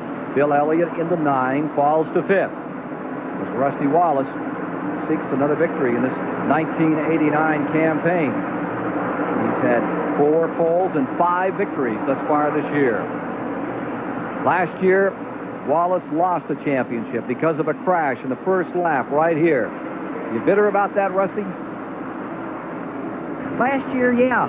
I lost the championship, but then again, I was bitter at that time. I was real bitter. The adrenaline was high. We were all pumped up. It was at the very end of the year. We were going towards a run at the end, and all of a sudden, bam, I lose 100 points in one race because of a wreck. So, but then I had to cool down, and after the year was over, I got thinking about it. I said, hey, that probably wasn't too cool to say. It was a racing accident. How bizarre, I don't know, but I could have lost the championship with a broken transmission to Pocono like I had. A freeze plug that popped out at Darlington at the beginning of the year. There's a couple different things that happened, but yeah, the Richmond race is one of them, and that's behind us, and it's all over. All you fans are wondering, what's going to happen to Rusty Wallace? Who really knows? There's a court case, all those kind of things. Johnny Rumor Mill has found out, and I think this is probably what's going to happen, that Rusty Wallace will be sponsored with, he will stay with Raymond Beadle, be sponsored by Miller for 1 year. At that date, he will leave and form his own team, and Miller will go with him, and that Miller is his sponsorship, and he's bringing that to the party, but we'll stay with Raymond for 1 more year. Johnny, where do you come up with these rumors? I don't know, but let's read the paper and see if that doesn't happen. It makes me smart if it's right. If it's wrong, nobody remembers. Hedda Hopper of the pit. Dale Earnhardt staying out in front and has a pretty good advantage over the second-place man, Bodine. Here you see that leader, Earnhardt, with now 165 laps in the book, and that's the big story if you're right, John. And my sense is that you may be about right on the nickel on that one. There are a lot of Miller people here this weekend at the track, and no one is saying anything about that. I tried to broach the subject to them. No comment at all. Well, what I love is there's another deal hanging on it. Pennzoil wants him also. If he stays with the Miller deal, then Pennzoil's going to go with the Bobby Allison deal with his new team with Mike Alexander. So you heard it here first, folks, at Johnny's Rumor Paper. Sounds like a soap opera to me. I know this. Here you see the 27, and that is in 4th place, the man we're talking about, Rusty Wallace, who's been in the courts, in the papers, in the battle with his car owner, Raymond Beadle, about what he was going to do. All kinds of numbers being mentioned in that lawsuit, but it looks like they may be together. Sort of an odd couple for another year. Earnhardt continues to lead over Bodine. All Earnhardt's race as we get toward the halfway mark, 106 Speedway, and CBS Sports is live as we follow Alan Kulwicki's progress around the racetrack. Kulwicki good enough to get that car back out there so that we could get those onboard camera shots and get a look at the action here. He had an early crash that has dropped him down to 24th in the running order. Here in the SCP Pit Communications Center, got to be impressed with Dale Earnhardt. Here's a guy in the middle of a tight battle for the championship, just some 75 points ahead of the 4th place man, Rusty Wallace. What's Earnhardt do? He goes out and splits. He has totally dominated this race while Wallace has had to play catch-up all day. The heat is on for the championship. Here's the guy on the move. These two guys also on the move. Jeff Bodine will drive Junior Johnson's car next year. Ricky Rudd will drive Jeff Bodine's car. A lot of shaking going on in terms of who's going to do what next year. Right now, the only shaking is being shaken up by Dale Earnhardt out front. Let's go back to the action with Ken Squire. It's a 25 car length advantage, Dave, by which Dale Earnhardt commands this race. Bodine is second, Ricky Rudd is third, Rusty Wallace up to 4th. Remember, he was penalized early in the race, had to go dead last. He fought his way back through. Bill Elliott's in 5th, Terry Labonte is in 6th, and Dick Trickle in car number 84. The Stavola car is now up into 7th place, having a good run. Here you see Rusty Wallace's car, and there's that 7th place car. You see the 11, that's Terry Labonte, and then number 84, Dick Trickle, who had such a great run back in March on this track after he charged from a 14th starting spot to lead in lap 172, and then had to pit for tires out here. They contended he had a great run going, was able to show some strength, and was hoping to do as well today. Ken, Morgan Shepherd just pulled his car in the garage area. and Michael Waltrip came down pit road, and they looked under the hood, lost a lap or so, and he came back out. Battle for fifth here. This is number 9, Bill Elliott, and Terry Labonte in the car number 11. The Junior Johnson, number 11. Remember that Junior won 8 times on the old half-mile track here, and Terry Labonte would like to give him his first victory on the 3/4-mile track. Had a great start today and running very consistent. Car number 11 in the 6th spot, directly in front, Bill Elliott running 5th. There's that turn 2, which has been so nasty for so many people today. Terry Labonte's another interesting situation. He's forming his own team. You know, he's left Junior Johnson, and they thought he had sponsorship finalized. Now there's a question. It's getting delayed, and he's waiting for a couple weeks. And there's a lot of teams out there hoping that that falls through. Maybe Richard Jackson trying to get him to replace Phil Parsons, who recently decided to go to the Kodak car. Well, I have, Johnny. We made the announcement this week, as you will know. I'm really excited about it. Larry McClure and Tony Glover and Ron Pittman, all the guys are really excited about next year. But I hated to end today on such a sour note with an early crash. But we're going to do all we can do the rest of the year to win a race for Richard Jackson and Crown and Skull. Here you see Terry Labonte maintaining 6th spot. Terry, what's your biggest concern about racing here at Richmond? I think the first thing that you've got to be aware of is turn 1 is a little deceiving. It appears that you can drive down in turn 1 a little bit farther than you really can. You get in there too deep, you can get in trouble. Here's that number 11 car. That is Terry Labonte. And number 2, Ernie Irvin, had a great run going today, is now into the pits.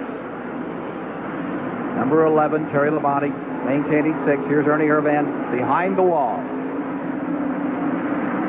Looked like he blew an engine. He started smoking coming down the backstretch and then pulled in. It looked like he must have blew an engine. Earnhardt stays in front. Bodine maintains 2nd. Rudd is in 3rd. Okay, it looks, Ken, like the interval has stabilized. Earnhardt spurted out to about, like you say, a 15-20 car length lead after 2 or 3 laps on the restart. It looks like it's stabilized. So it looks like Jeff Bodine's just as fast as Earnhardt now. You get an idea of that interval. There's the 5 car running in 2nd place. Jeff Bodine on to a new team next year. So you may have already noted, Kim, but Dale Earnhardt has won the only NASCAR race ever to be run on radio, so he knows a little bit about the radio. Caution is out. We have a caution on the racetrack. Caution is out. I'm sure that's for Ernie Irvin's blown motor, and the drivers were probably calling in the crew chief saying that there was fluid on the racetrack. Sterling Marlin is out of it, and as we go to the caution, let's go to Dave Despain and find out more about it. I love talking to race drivers. I hate talking to them before the race is over. Sterling, I know this is the last place in the world you want to be. What happened? You were running great, and all of a sudden just stopped. What went wrong? Well, it looks like we broke the crankshaft. You know, the Snow Coals mobile was really running great, and we got up 3rd early and got behind on the stop, and I just paced myself and waiting on the last 100 laps. I tell you, we got a real good race car. It's a brand new car, and them Goodyear radios, they work great. I love them, so we're going to slip and carry his car to Dover. Maybe we can win the thing. I tell you, it really worked good. You like the tires. There's no problem with car, that. the car don't give up like it used to on a bicycle, and my car just drove perfect. I love it. With all the talk about all the changing going on next year, there was talk that Sterling Marlin would go somewhere else. You've made your deal. You're going to stay put. Yeah, I'm going to stay put. You know, we got together with Snowco, and it's really a great company. You know, I think the world all of them. They're great to work with. I'm going to be back with them next year, and we'll come back hard at them next year and try to win some race and try to win some this year. Next time I talk to you, I want it to be in victory circle. Okay, I hope so. Sterling Marlin. Nice guy, Sterling Marlin. I hear it's not 1 year, but it's a year with another year option that they've done on their sponsorship, which is big-time money. Plus, Paul Mecca, who represents Sunoco, he's so excited. He's walking because at time, you know, there's a lot of money being thrown around, a lot of good teams available, and they are so glad to have Sterling locked in. Here's the number 27 and the number 5 car. Now remember that they just pitted, most of them, and here's the number 5 car of Bodine now being shown in 2nd place. Wallace pulling alongside. They're having a chat out there. What do you think they're chatting about, Phil? What they're arguing about, Ken, is each one of them think they were off pit road first. They were racing down pit road. Jeff Bodine was a little farther back this way, so he had a lot more speed, and each one of them now thinks that they beat the other to the end of the pit road, so it's up to NASCAR to figure it out. Waiting for the word from NASCAR as to where they're going to place them. There you see Dave Marcus in the 71 car, running some more consistent laps, working it out here this afternoon. Ken, I'd love to also, Dick Beatty, who runs NASCAR, his wife, May Beatty, is home in Charlotte, North Carolina, and she's been ill and been a little bit depressed. So we just wanted to say hello to May, let her know we love her, and if she'll come back to racetrack, she won't be depressed anymore because we can make her laugh. She doesn't watch these races until Monday morning with her husband. Mr. Beatty goes home and says that's their homework. They sit down for 3 hours on Monday morning and see how drivers like Phil Parsons did. They go through it with a notebook and check every one of these fellows out. What makes you think a wife is ever listening to a husband? May watches what she wants to, and Dick does what May tells him to. So, May, get back to the racetrack where you belong, girl. And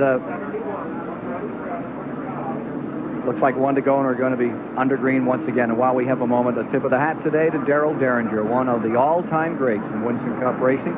Hope you're watching today and hope you're enjoying this race. Darrell, this is your kind of race, and Derringer's kind of racetrack. This is where he used to turn them sideways and turn them loose. He was one of my heroes, I'll tell you that, and I still love him, and boy, I hope he gets well. And so do we all. Dave Marcus has the lead as we get set to go once again with Rusty Wallace in second, Jeff Bodine in third, Dale Earnhardt fourth, and Terry Labonte fifth.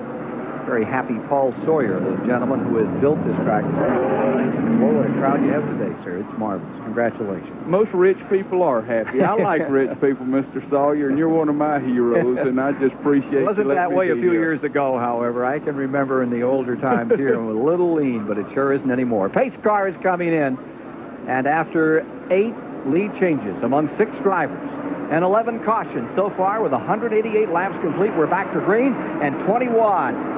Here's Bonnet trying to go up a lap, and there's 27 Wallace scooting right through for the lead. Marcus getting hung there on that car for just a second, and it is Wallace into first. Now let's see if Bonnet can take us around the racetrack like he talked us around earlier. He's the guy that gave us our course description, told us all about it, and he tries to hold that inside line he wants to make. Number 27 work the outside. Davey Allison trying to take a lap back. Bodine is in second. Earnhardt is in third. Terry Labonte is fourth on this try once again under green. Wild day of action. 52,000 seats, every one of them full. Standing room only was canceled out about 10 o'clock this morning.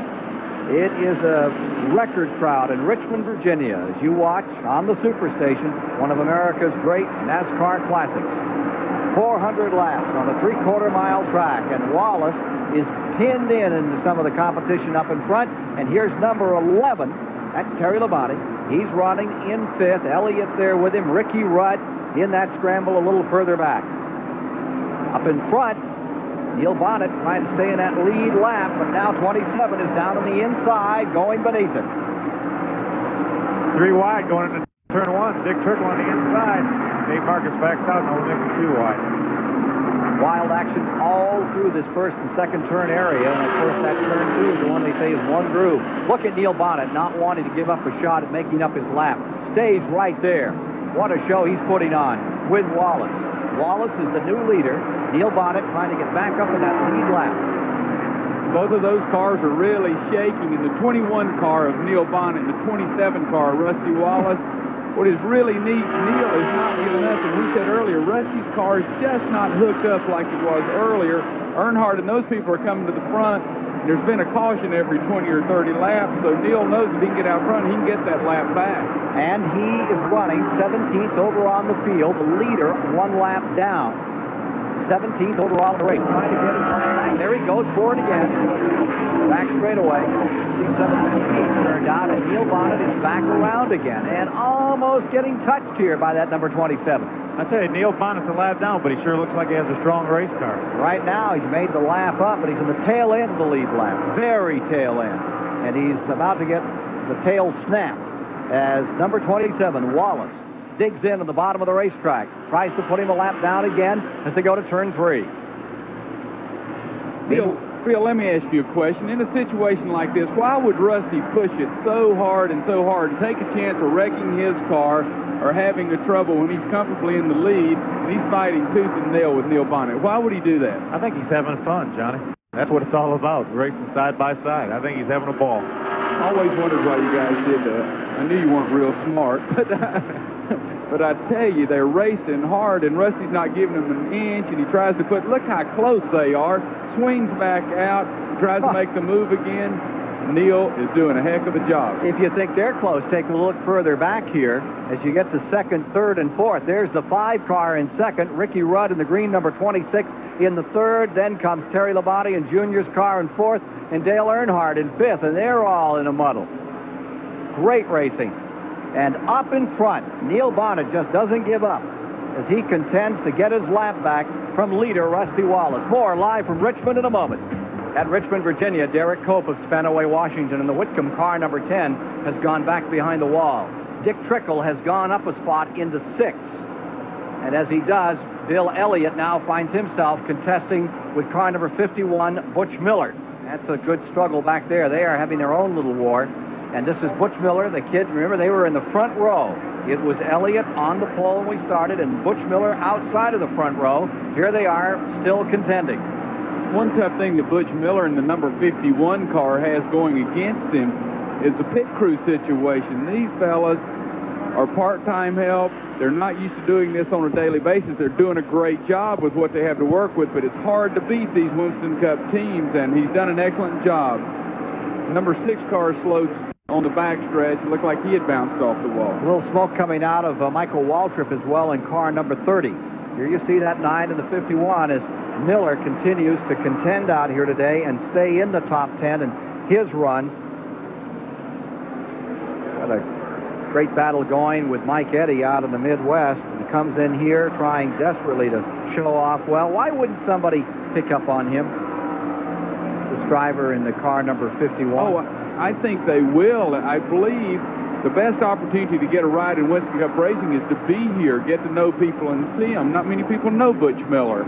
We'll get back to him in a moment. Look at car number 11 going down to the inside, trying to put a lap on Neil Bonnet and get a little closer to number 5, the second-place man, Bodine. Ricky Rudd has tripped back a spot, as you see, 211. And here comes Rudd right back on the inside as they work around Neil. Almost backs into him here out of turn number 2, that very tricky second turn. It's Bodine, 5, second, then number 11, Labonte, third. Number 26, the green car, Rudd, is 4th. And in 5th is Earnhardt. The leader now is Wallace. And Wallace is pulled away from the field. Similar to what we saw Earnhardt do a little earlier, Phil Parsons. He sure has. Once he got by Neil Bonnet, he was able to put the distance between he and Jeff Bodine, because it took Jeff Bodine a long time to get by Neil Bonnet along with Terry Labonte. Neil's got a good car. He's just not quite as good as the leaders right now. Car number 51. There's Butch Miller, who says this track is a lot like all the short tracks we run out in the Midwest, except this thing's a whole lot faster. Here's Charlie Harville.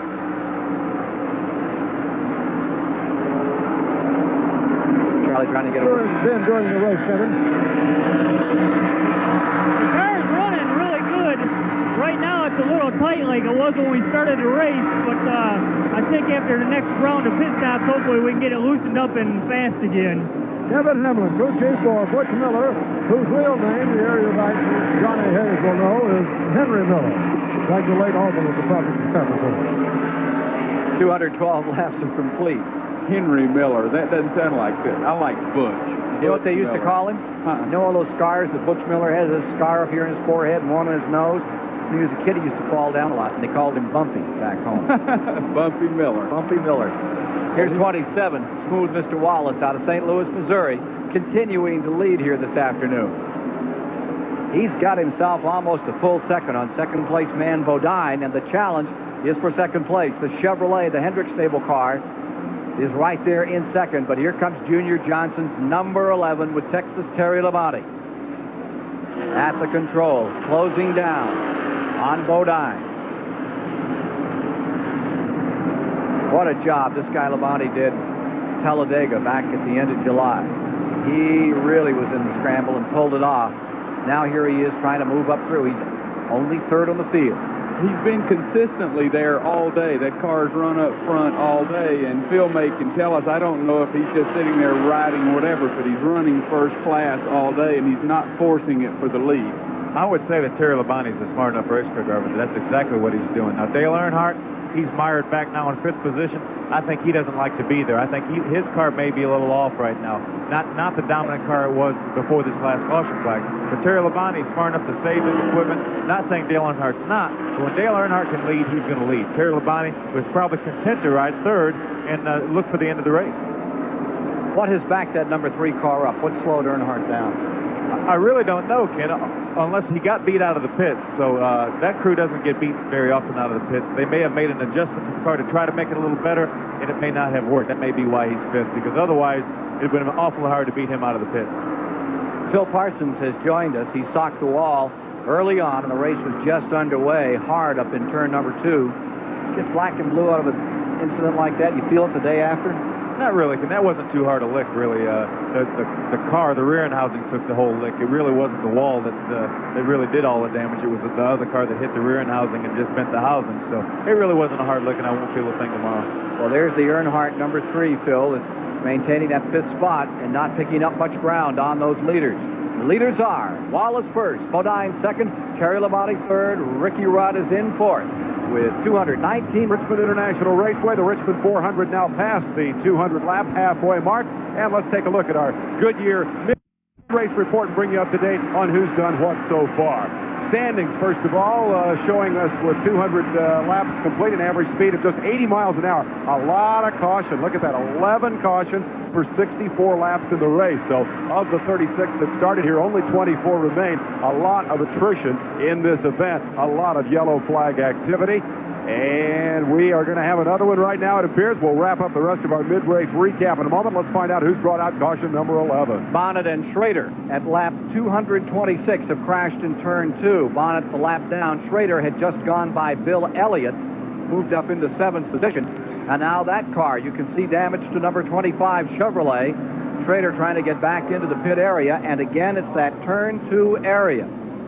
This is just an example of Neil got a little loose, got into Schrader, and turned him around. That really wasn't the racetrack. Neil just got a little loose on the inside of Schrader and turned him around into the fence. And that's right where Neil told us was the toughest place for him to get through the racetrack, and his breakaway easy. Elliott sneaks through on the inside, almost got collected by those spinning cars, and he continues on his way.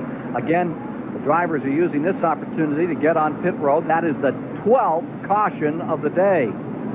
You're going to need a computer to add up the laps under caution here this afternoon. 10 lead changes among 7 drivers thus far. 36 cars started, 24 remain on the field in our live coverage of the Richmond 400. Back to Dave Despain.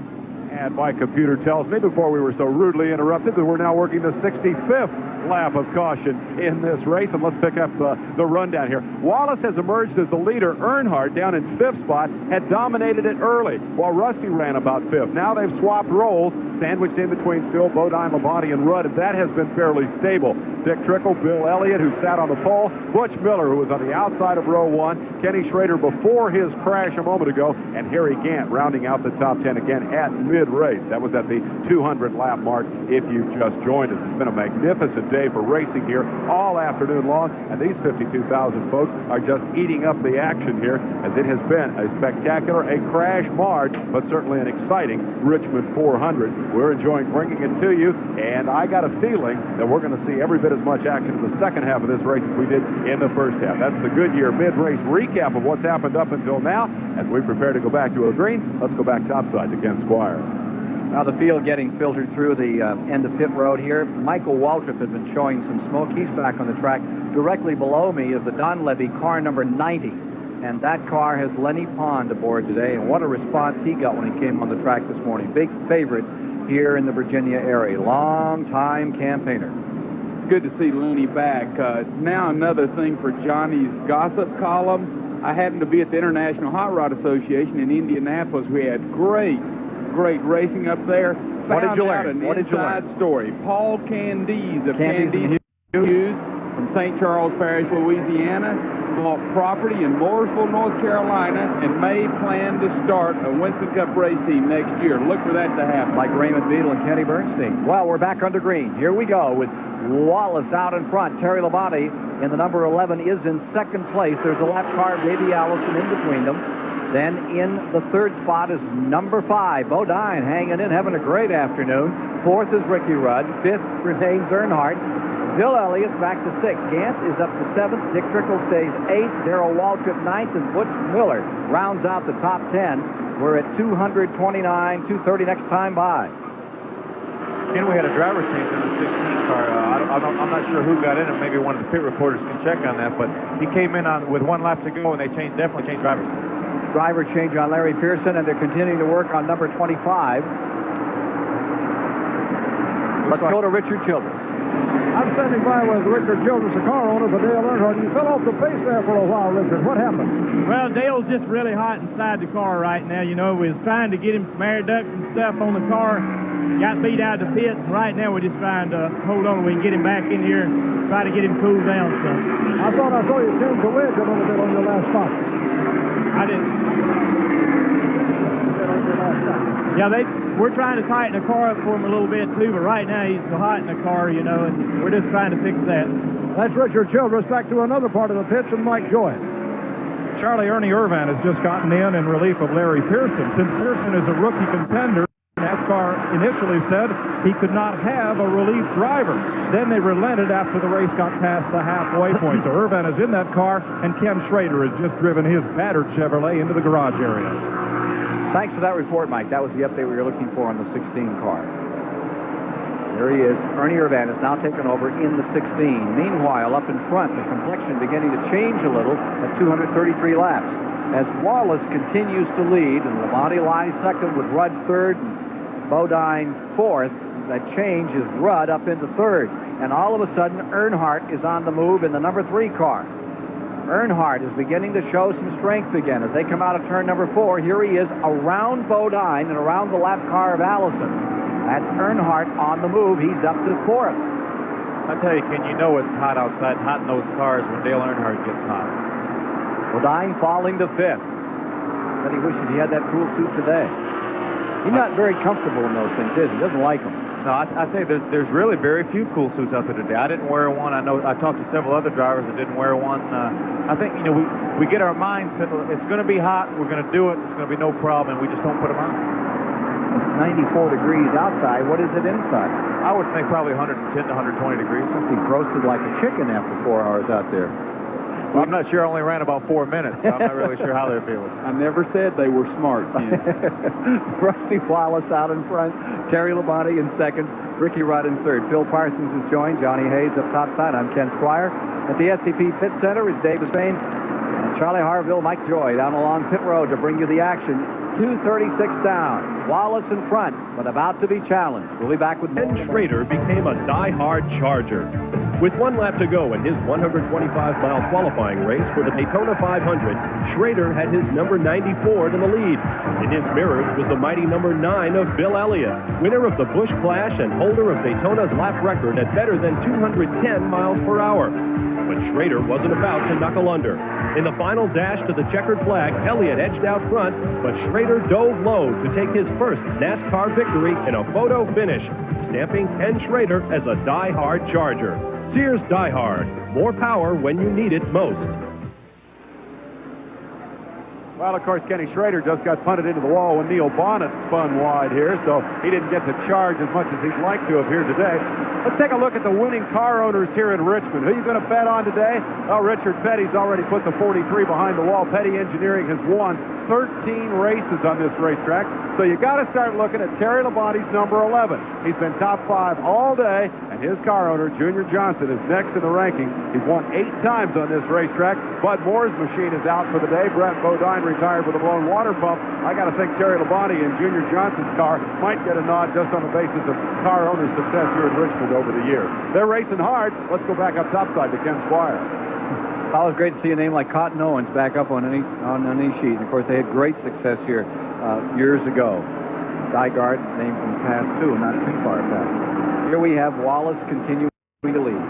Diving down into turn number 1 and lap 2:48 at 400 to be run. And there's the interval back to second place. There you see the number 11. That's Terry Labonte in that second spot for Junior Johnson. He himself, 6-time winner here. Then back in third, there's the third place man, number 26. That's Ricky Rudd, and right with him in 4th spot, number 3, Dale Earnhardt. And in 5th is that number 5. That's Jeff Bodine. Bodine maintaining the 5th position on the field. about to lap car number 71, Dave Martin. This is the front 5. Back in 6 is Bill Elliott in the number 9 car. Stays right up in there. And you can see there's Elliott. He has a car in between him and the leader. That's 21, Neil Bonnet, lapped. And then here's number 9, Bill Elliott in 6. And running 7th on the field is number 84. There you see Dick Trickle out of Wisconsin Rapids, Wisconsin, who maintains 7th. And Harry Gant is just behind him. Back there is the number 33. New driver in the 16, replacing Pearson, lap car. Harry Gant, all in the lead lap, these cars. Harry Gant going underneath Irvan. And following Harry Gant at number 4, there's Rick Wilson, who maintains the 9th position on the field. And 10th out here is still Butch Miller in the white and red, number 51. There's your top 10. Gives you an idea where they're all positioned around the racetrack. Let's talk with Junior Johnson, the last American hero, is standing by with one of our old-time heroes, Charlie Harville. Thanks, Ted. Junior, as the race, are you progressing the way you wanted to, or things going your way? Well, Charlie, our car has a mess in it right now, down at the end of the straightaway. It's like a vapor lock.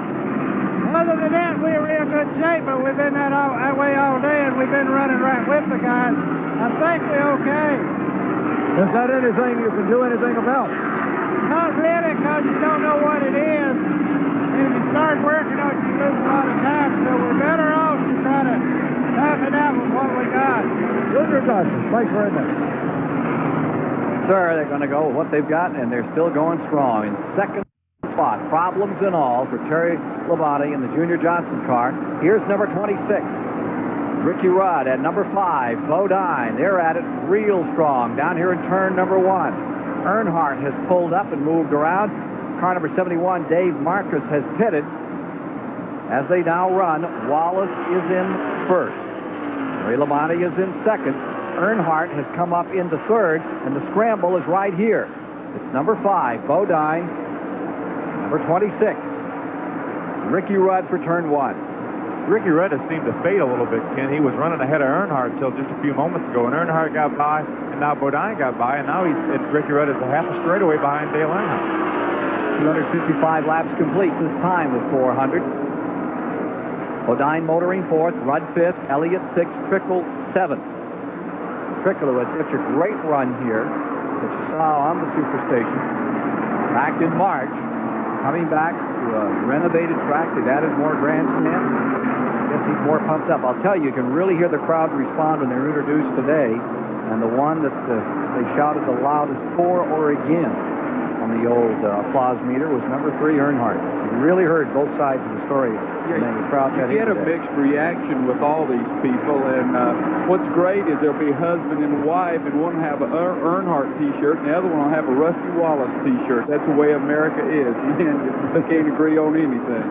Here's Wallace maintaining his lead. Here's 84, Dick Trickle, running in 7th spot. Now, Dick Trickle has been notified that he will not have that ride next year, so he is looking for a ride. And these people drive hard, and they're giving it everything they can because they are looking for a place to go drive. Great opportunity for Dick Trickle here in 1989, getting a chance to go for rookie honors, and it came out of the misfortunes of so many others. First Allison at Pocono, then Mike Alexander in that Florida crash in Pensacola last year that set him back. Trickle became the man to step in and do some relief driving. He's been there all season. And as they battle, here's a guy that's well up in years but still fighting for rookie honors in the Winston Cup campaign. Now we show 259 complete. And we're back with Rusty Wallace up in that front-running spot. He has had a checkered career as far as this race is concerned. Been here 5 times. His best finish is 11th back in 1984. That was back when he was a rookie in this event. He's crashed the last 2 times he's been in it, but today he's running well. Terry Labonte maintaining that 2nd spot. There's Bobby Hillen, better than a lap down now. Being shown in 21st overall with Hillen. Number 3, Earnhardt has sorted himself out, and he's making a charge back up on number 11 and 27 for those top 2 positions. Still got a ways to go with 261 complete here today. Guaranteed one more pit stop. make it a little interesting.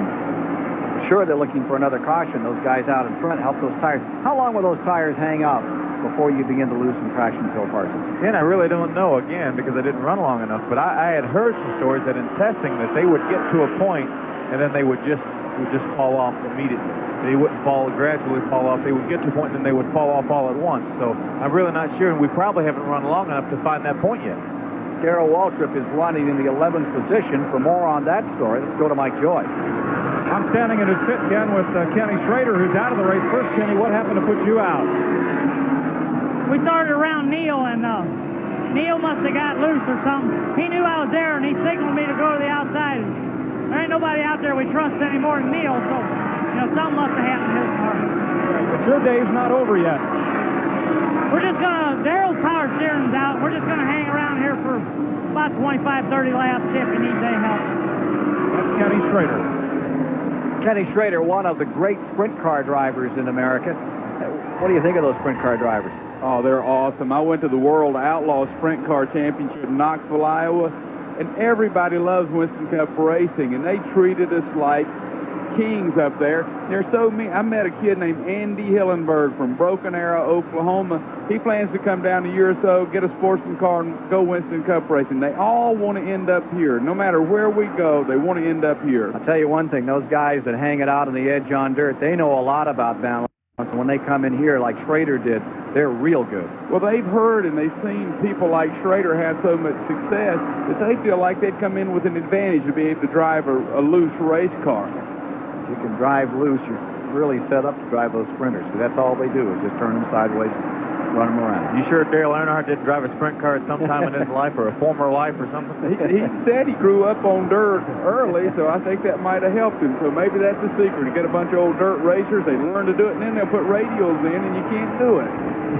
Alex Kowicki in car number 7 giving us these pictures as he goes around in the Xerox car. Remember, he's many laps down after he had an altercation early in this race, and he came in here with such high hopes. He's right behind the leader, Rusty Wallace, in 27. They dive down here into turn number 1. That's about 140 and ease off. They're averaging 118 miles per lap around this 3/4-mile track. Take that back.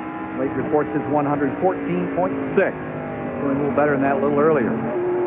They're really wearing out the equipment with 267 complete.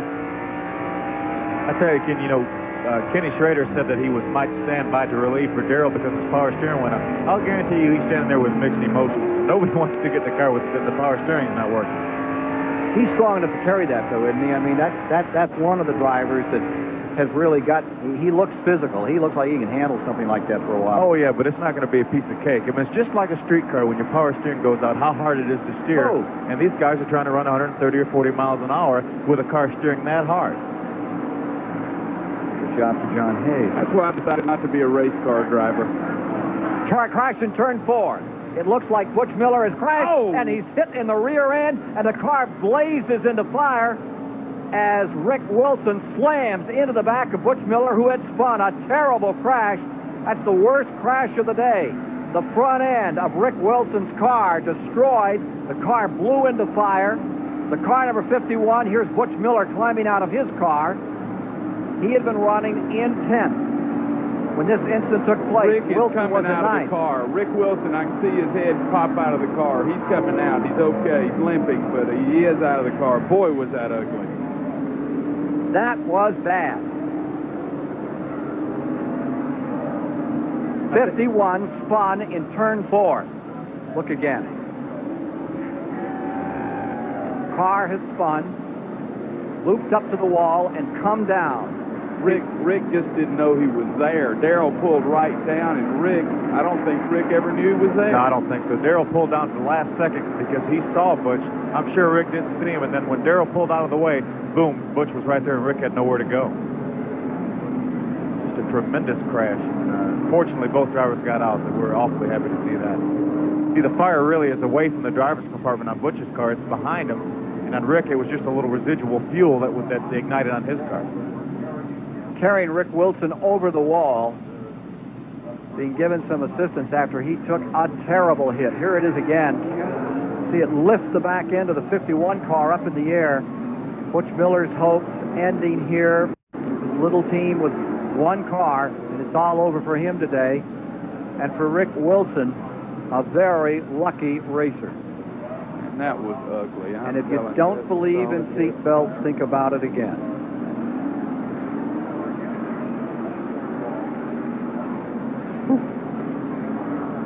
271 laps are complete. There are the remains of car number 51, Butch Miller. Over for him and Rick Wilson. We'll be back in a moment. 13th caution of the day. Major catastrophe in turn number 4 of the Richmond International Raceway. We're with you live. Let's take a look now again in replay at what happened as they came out of turn number 4. You see Rick Wilson over here. They have him on the ground behind the wall now. 274 laps are complete.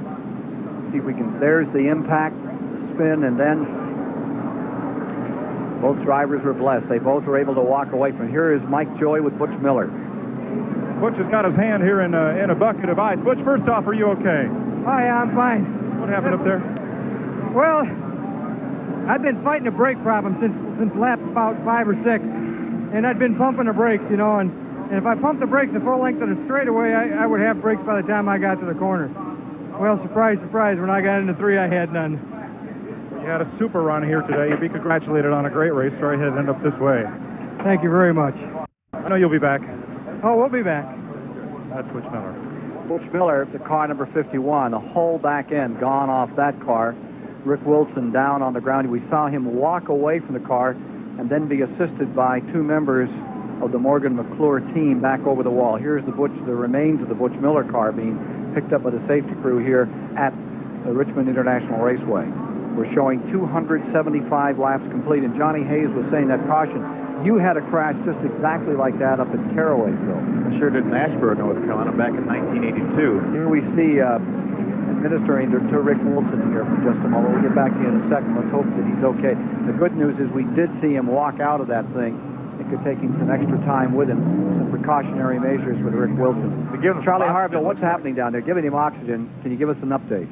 I can. They are giving him oxygen, and I have not been able to talk to the doctor or to the emergency team, but they are working on him right now. They've removed his shoes, and he's leaning against the pit wall and is being given oxygen and probably suffering from the heat more than anything else that happened to him. And he's very alert, is talking to the doctor right now, is quite alert, taking deep gulps of the oxygen, and evidently is not in any pain, and evidently is all right.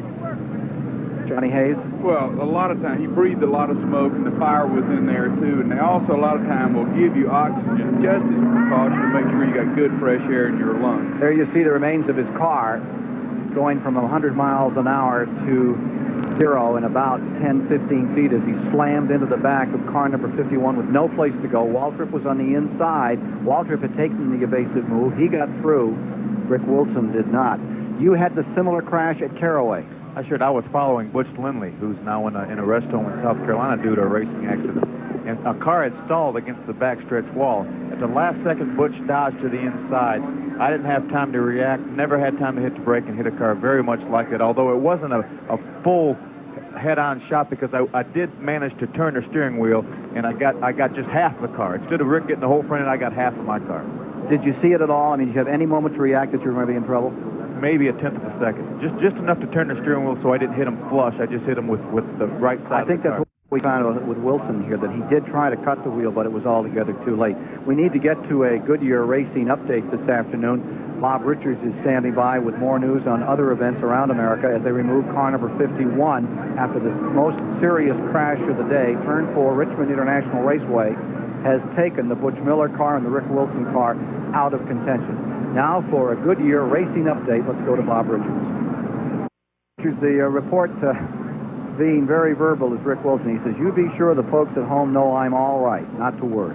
And I do want to tell Teresa, his wife, that Rick was going to fly home with us tonight, but we'll take care of him. We'll watch him close, and we'll be with him. Hopefully we'll just meet you at the airport because I think he's just shook up a little bit. So don't you worry, Teresa. We'll take care of him. He's being taken back to the infield hospital here at the Richmond International Raceway after this hard crash. Again, he did walk away. They have been giving him some oxygen, and he said to Charlie Harville, he says, you make sure they know that I'm all right. But he took an awful lick. The cars are now at lap 278. The front of the field looks like this. Rusty Wallace continues to lead. Terry Labonte is in second. Dale Earnhardt third. Jeff Bodine is in fourth. Bill Elliott is fifth. Harry Gant is sixth. Dick Trickle is in seventh. Hut Strickland is in eighth. Ricky Rudd is ninth. Darrell Waltrip comes to 10th. A lap down in 11th is Neil Bonnet. 2 laps down in 12th is Lake Speed. And 13th, 3 laps down, is Davey Allison, followed by the Larry Pearson Urban car. And then Jimmy Means is 16th.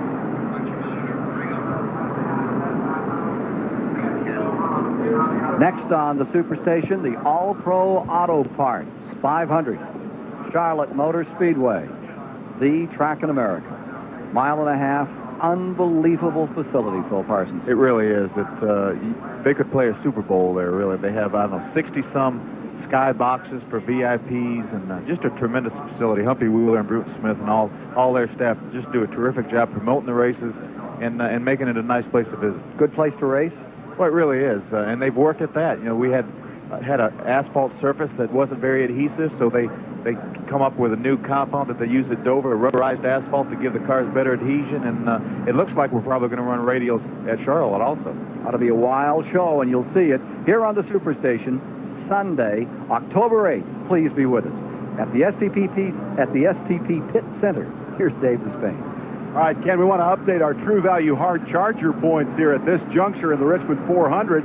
Dale Earnhardt still sits atop the stack. Keep in mind that in the overall standings, the race for $50,000 in year-end True Value money, Rusty Wallace is the runaway leader, but Wallace has had to come from the back, and while he has been leading of late, it is Earnhardt who is piling up points at the rate of 5 per lap early in the race, and as a result, he is sitting atop the chase for the $1,500 award that will be given away today. Bill Elliott has been very consistent all day, as has Labonte, Bodine, and Rudd, so they're second through fourth in the standings, but Earnhardt piling up points every lap has been the hard charger here at Richmond. Question now is whether he can charge back up to the front, get himself cooled off. We understand the problem for the guy they called Ironhead, who is certainly one of the iron men of this sport, simply overheating in the cockpit today, and that's unusual for a tough guy like Earnhardt. So he's not out of it, but he sits at the top of these standings for the moment. Let's get back to green flag action here.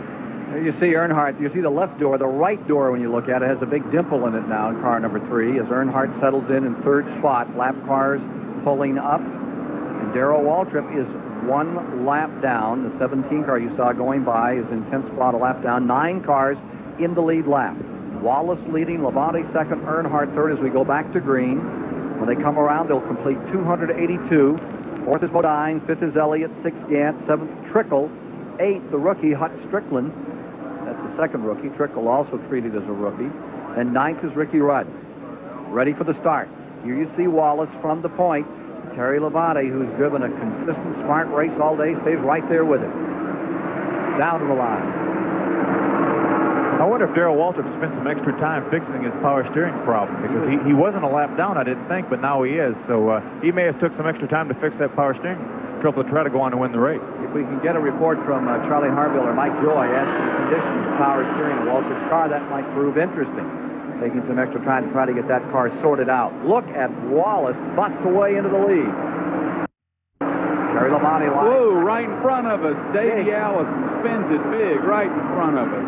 Down across the line. He's in the grass, keeps going, no caution.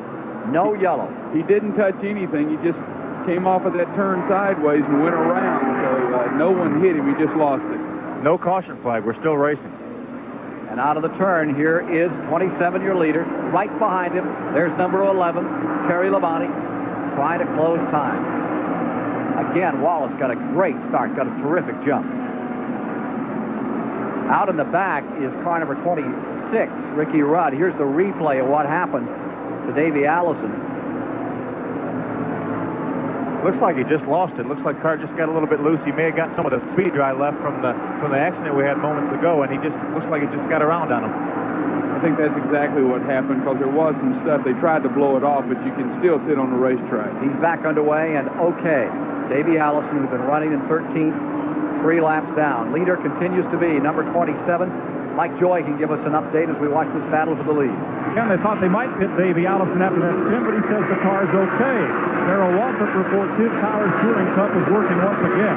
And on the last lap of that caution, Ricky Rudd made a move that may be pivotal. He made a pit stop for gas only. He was the next to last car in the lead lap, so lost very little track position. But with that gas stop on lap 180 or 281, he may be able to stretch and go the distance if we stay caution-free.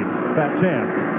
Here's Ricky Rudd, currently running 8th, and he is closing on Trickle. He is moving in now onto, there you see number 84 and the number 33, Harry Gant. Gant is your 6th place runner. Trickle is in 7th. And in 8th is Ricky Rudd in that combination of 3 cars. A record crowd watching this event today. Terry Labonte has run down Rusty Wallace, and we may see it's a good fight for the lead. And Dale Earnhardt's just within striking distance too. Here's the 27 out in front, closing in is 11. And we've got trouble up in turn number 2. It's Irvin in the 16 car that have been running in 14th position. And they've taken the back end off that one. There it is. It's become a demolition derby out here today. Caution 14. Do you believe it? That's getting up towards a record. Like you said, they go around, you're going to tear the back end off your race car. There's just nothing you can do. There it comes back on replay. Boy, he hit it hard. Just got out of the groove, and boom, it just shoots up there. Got a Reckham record here today. 14 cautions. That spin and crash on car number 16 eliminates another one. Now Wallace holds on up in front. The fans have not been able to sit down the entire race. You notice they're all standing. They've had to stand the whole day. I think they're ducking a lot over there in turn 2. Every time they come around, there's somebody else backing into that wall. They repainted the walls last night after Bobby Hamilton won the Grand National race, but it looks like about a year's abuse as you look around here now. They're all carved up. Mike Joy. Well, Ernie Irvin standing here in the pits. Larry Pearson had gotten back into that car, so sorry, Ernie, if we blamed you for that one, but we just got away from Pearson. Dick Trickle came in here for a quick stop, locked up the left front brake, took a cold, wet rag out there as it's getting very warm inside those race cars. Okay, good to know that Ernie Irvin is there, and Larry Pearson, his regular driver in the mount, that took the shot, and he's okay too. Ernie Irvin, number 2. Remember, he had problems a little earlier, standing by in relief. Larry Pearson in the 16 car, that's bent up over there. Safety crews there with him. Looks like he's out of the car and going to walk over to the ambulance and be brought back for a checkout at the infield hospital. They're talking about a blown engine on car number 16. The word we're getting that maybe the engine let go and swapped him around. Ken, if this goes on, people like Alan Kowicki and Mark Martin may really dodge a bullet in that points battle, because a lot of good cars have fallen out, and they may get a respectable finish out of this thing before it's over. Yeah, where is Kowicki? About 20th now with all these cars falling out? Remember, he's down about 24 laps. Oh, that's sadness for the Pearson crowd.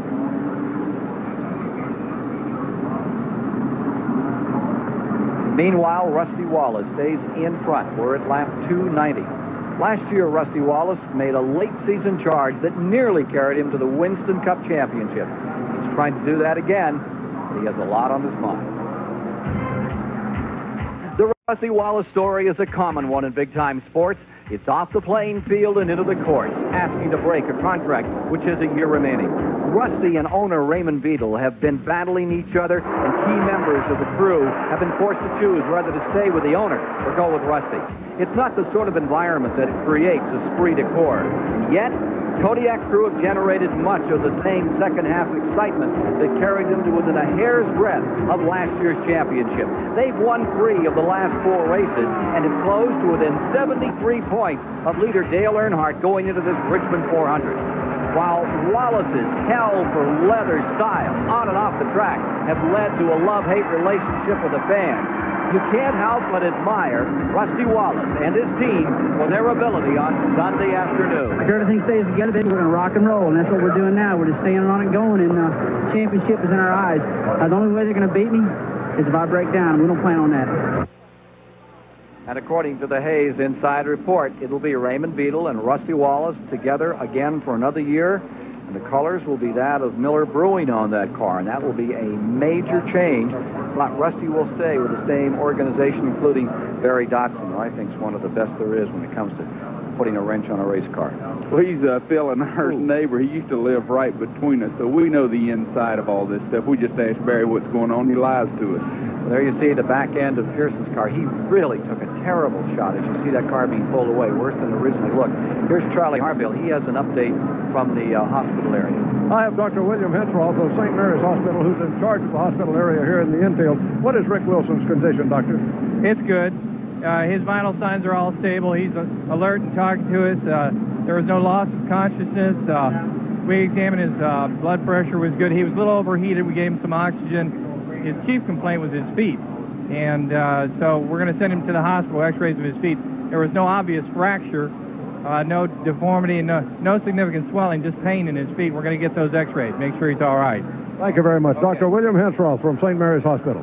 Story on Rick Wilson, the driver of number 4, that rear-ended car number 51, Butch Miller, after Miller had spun on a 360 in turn 4, come to a halt. Rick Wilson had no place to go but dead on into the back. A violent crash, a tremendous eruption of flame. Both drivers able to clamber out of their cars. Car number 26, Ricky Rudd, right now is pitting as the rest of the field motors by. Here's Dave Despain.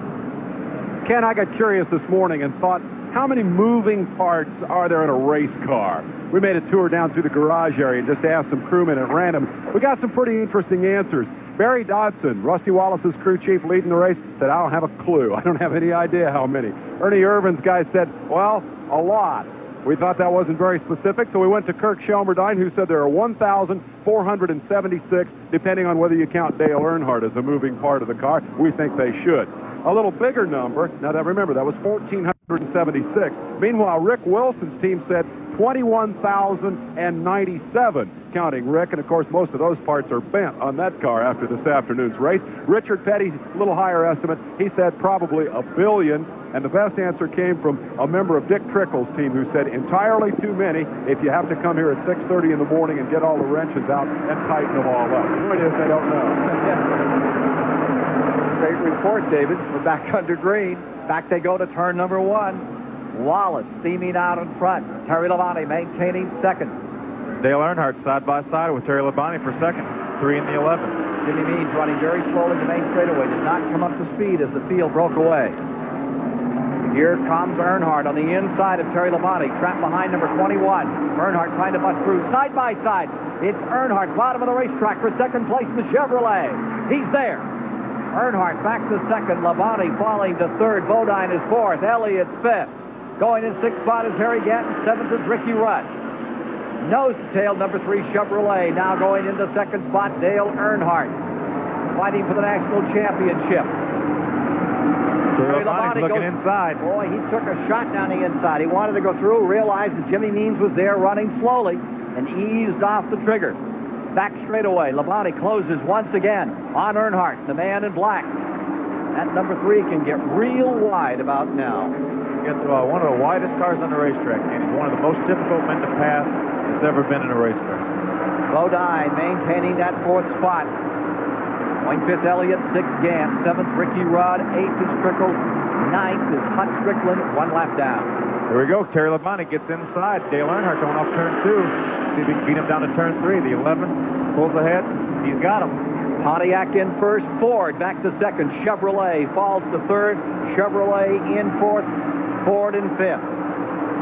Don't you know the Pontiac people love this, beating up on their competitors, and everybody thought it might be a different make. But Rusty Wallace has made it a great year for Pontiac. Yeah, they weren't even supposed to be in it. They got down to Talladega. Somebody forgot to tell Morgan Shepherd the Pontiacs weren't supposed to be that strong. Yeah, everybody kept saying the Pontiac just won't work at different places except for Morgan and Rusty. Well, here's Rusty Wallace continuing to lead. 4-car advantage over the second place man, number 11, Terry Labonte. Labonte closing to turn 2. That very difficult, slippery skating rink that is turn 2. And he moves ever closer to the leader. 300 laps complete. 100 to go. How about the fuel situation from here, Phil? I would think that the fact that the leaders did not pit on the last caution flag, I think that means they feel they can go all the way. Ricky Rudd pitted the time before because they may have been marginal, but I would think that everybody feels that they go all the way. So it ought to be really a skate show at the end of this one if it stayed green. them be anything left on those carcasses. It sure would be, but I'll tell you that they've really held up well, though. Look at car number 11 close up. Terry Labonte, number 11, is there. 1 car length away. First, he was run down by Earnhardt. Now, typical of fall afternoon, we're ready for a forward pass by number 11 to the inside. Moves Terry Labonte, pulling along beside Rusty Wallace. It's a Ford on the inside, Pontiac on the outside. Wallace attempted to close the door, realized the man was up to his fender, relented. Now they're out of 2, tight running. Terry Labonte stays bottom of the racetrack. Oh, what a great show. It's live here on the Superstation this afternoon. Sideways out of number 4 comes Terry Labonte. He gathers it back up as they steam into 1. Now into turn 2, which is 1 groove wide. 2 cars side by side. Wallace with the advantage by just about a fender. Now you're telling me that's fun, Phil. This is the fun part of racing? Absolutely. Absolutely. Most fun you can have right here. This is what it's all about. What scares me to death, have Earnhardt stuck right there behind you, Darth Vader just waiting to lunge on the victims. I mean, do you look over at each other in a situation like this, huh? If you have a long enough straightaway, sometimes you do, just to kind of see what their attitude looks. See what their attitude looks like. See if you want to lean a little bit the next corner. So, Earnhardt drove right by on the outside, and the 11 car pushed right back up. He may have a little problem with the tire or something because he dropped back pretty quick there. To 4th, Bodine 3rd. Labonte dropping off in a hurry. Remember earlier, Junior Johnson talked about a top-end misfire in that car, but he wasn't misfired on our Timex speed track as he ran down Rusty Wallace. He cut a 23:12 lap, comparing to a pole time of 22:2 for Bill Elliott. That's as quick as they've run for about 200 miles here. Suddenly, he has fallen off the pace. So just as we put the Timex speed track on him, Bill Elliott put him in his sights, and Labonte has an obvious problem with the Junior Johnson Thunderbird. Indeed, he does. The 15-time winner is now falling back again. This will put him back into the fifth position, and he's falling back some more. Here's Ricky Rudd pulling up in there. Maybe we can get someone to find out in the pits if he's lost a cylinder, if he has a tire going down. Something is obviously wrong with his car. Sure looks like there's a cylinder off on number 11. The 26th around, saying no brakes. A lot of them have no brakes. I wonder if that's all the story there. Being very tender with car number 11 is Terry Labonte. Falling back through. Well, Butch Miller said his car didn't have brakes, and that's what happened to him. You've heard the story over and over again here at Richmond. I can remember when Richard Petty told us in the old days they'd run 150 laps here. No brakes, period, no brakes. Just none. That was back before the days of this. Boy, he was running so well. That's really tough. If he can just hang on, though, and catch another caution flag, maybe they can work on the brakes. He's probably boiled the brake fluid is what's happened. If he can just stay in the lead lap till they get a caution flag, they may come and cool him off, put some more fluid in, and he'll be right back going. Let's go to his pit, down to the number 11 pit area. Junior Johnson. Junior, what's happened to the car? Well, when he was going up there going after Johnson, for some reason the brakes went away. He either busted a wheel cylinder or something other. And one of the brake calipers. That's all it could be because he don't have no pedal at all. Is there anything you can do about that? Well, there's no way we can fix it. We just have to ride it out. Junior Johnson, tough day for the number 11 Budweiser car. There's a serious contender that will not be around at the finish of this one as Wallace sets the pace with his old buddy Dale Earnhardt right there in second. That's wild that those three guys are right there together. Rusty Wallace, Dale Earnhardt, and Jeff Bodine, those three running right together. This could be an exciting shootout. But more than that, don't forget who's fourth. Bill Elliott in number 9. And remember, he has a $152,000 bonus on this race. He won the pole in the skins game from Unocal. And if he can just pick up 3 spots, it sure can happen. He's going to pull it off today. Big money here at Richmond International Raceway. There he is, maintaining 4th, trying to shoot down Jeff Bodine, Dale Earnhardt, and leader Rusty Wallace. 4 in a minute. We're back with you live at Richmond International Raceway, working lap 320 with Rusty Wallace in front, Bodine in second, Earnhardt falling back. I'd like to have you see what happened in lap 316. This is lap 316. This is the battle that was going on for second spot. This is Bodine on the inside in turn 3. Guess who's on the outside? Just one solid wrap. Ever so gently. Just ever so gently. Now, since then, it looked like a tire has flat-spotted and Earnhardt has lifted a little out there and come out of it where he may be waiting. Well, I tell you, if I was Jeff Bodine, I'd sure hope that something happened and he could never get near me, because I have a feeling that that man will stick you back. Darth Vader loves to hit people. Number 27, Wallace leading, Bodine in second. You know, this is a payback game here, guys, and when you start keeping track of Jeff Bodine and Dale Earnhardt and figure out who owes who a hit, it's kind of hard to keep up with. The last one I remember was a couple of weeks ago at Bristol when this guy was the hit E, because Earnhardt came by and kind of caught the left quarter panel and sent him right off into the fence. Bodine was the loser in that one. I'm not even going to try to keep score between these two guys, but that may have been the payback that we just saw. They may be even now. I'm not so sure, and what happens is usually the payback comes the following week. You never want to do it to the other guy in the same race, right, Phil? That's the secret, because then NASCAR is watching so carefully. You wait till the next race or the race after, then you pay back. That's right. You don't say anything all week. You just wait till the race starts and then you do it. Let's find out what's happening with Dale Earnhardt as you see him running back here in third spot, about to be challenged by Ricky Rudd. In his pits with car owner Richard Childress. Richard, what has happened? Well, he ain't sitting there. All he's been telling us is he's just real hot. I don't know if he's getting fatigue or the heat. It's a new car, and we ain't got the car vented at all, and it's got to be just burning up in there. Does the hit by Bodine cause any damage? No, he didn't say anything. He ain't said anything since the restart. Richard Childress, the car owner for number 3. Now we'll see what develops here. Bodine stays solid second. Earnhardt's in third. Ricky Rudd 4 car lengths behind Earnhardt.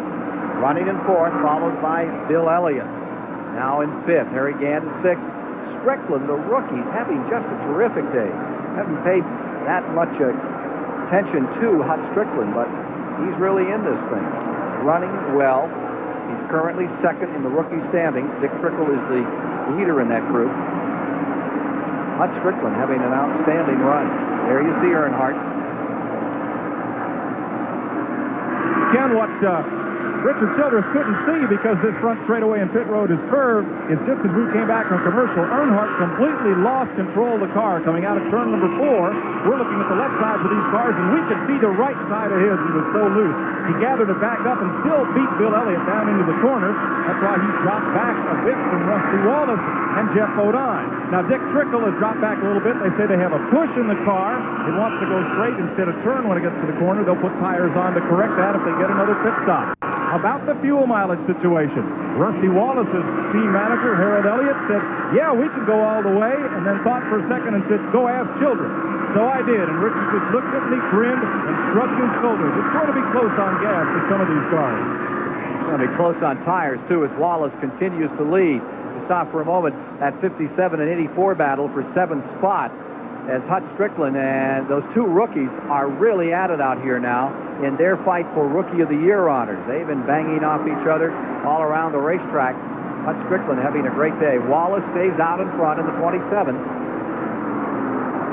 Here's 27 in front. Bodine is pretty well back from him. He's back about, 25, 30 car lengths at the present time. One thing I love about the Rusty Wallace team, with all the controversy, it hadn't affected their performance on the racetrack one bit. When it comes to business and tee it up on Sunday, these guys work well together and run good, and they may be motivated by the controversy. I don't know, but they're doing great. There you see that 11 car going to lap down again as Rusty Wallace. He's on a rampage now, looking for his 6th win of the season. Bodine stays in second.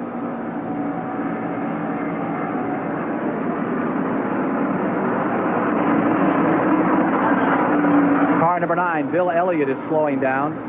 Elliott is slowing down, and rather dramatically here. Coming down off the pace, down in turn 1. It looks like Bill definitely lost the cylinder, because he went through the corner pretty fast, but down the straightaway, Darrell just drove away from, put about 10 car lengths on him. So I would say Bill Elliott lost the cylinder. So Bill Elliott is falling back now, and that chance for $152,000 seems to be going away. 333 laps complete. Rusty Wallace in a title battle with Dale Earnhardt. How do you compare to him as a driver, Rusty? He'll run good at North Wilkesboro. He'll run good at Martinsville, just to name a few. But then again, I run good at all those. I run exceptionally well at all those tracks. We're here at Richmond, where I don't know what's going to happen. I know I won the race there last time, and he didn't run too good. But then I also know they had an older car. Now he's got the new Chevrolet Lumina, which I think is a better car. It's going to be a knockdown drag out to the end. Let's go to Mike Joy. Bill Elliott is on pit road, Ken, and when the hood goes up, so do his chances of all that bonus money. It is something in the engine. They're taking the hose over to cool Bill down. I thought that was for the motor. It's not. They're working with the distributor, which on the Fords is mounted on the front of the engine, taking off the cap to see if maybe the rotor is broken. Nope, they'll put it back on, but Elliott has lost the fire in at least one cylinder.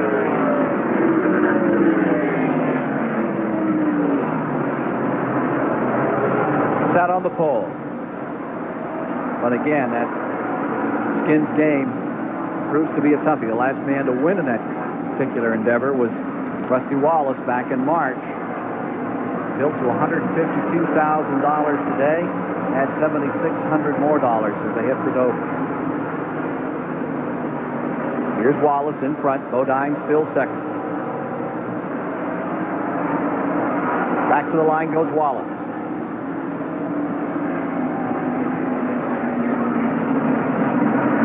Great battle in 6th place among the rookies.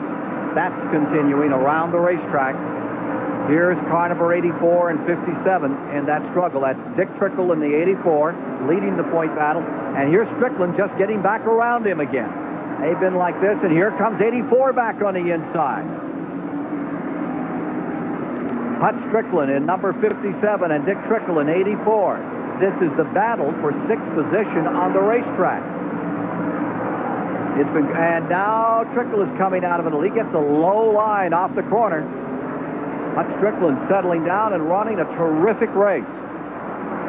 Yeah, we were joking in the driver's lounge in Bristol a couple of weeks ago, and Darrell Walter said, if Dick Trickle can be a rookie, I'm going to run my dad for Rookie of the Year next year. He said he's only 60 years old. Well, he doesn't claim to be 60.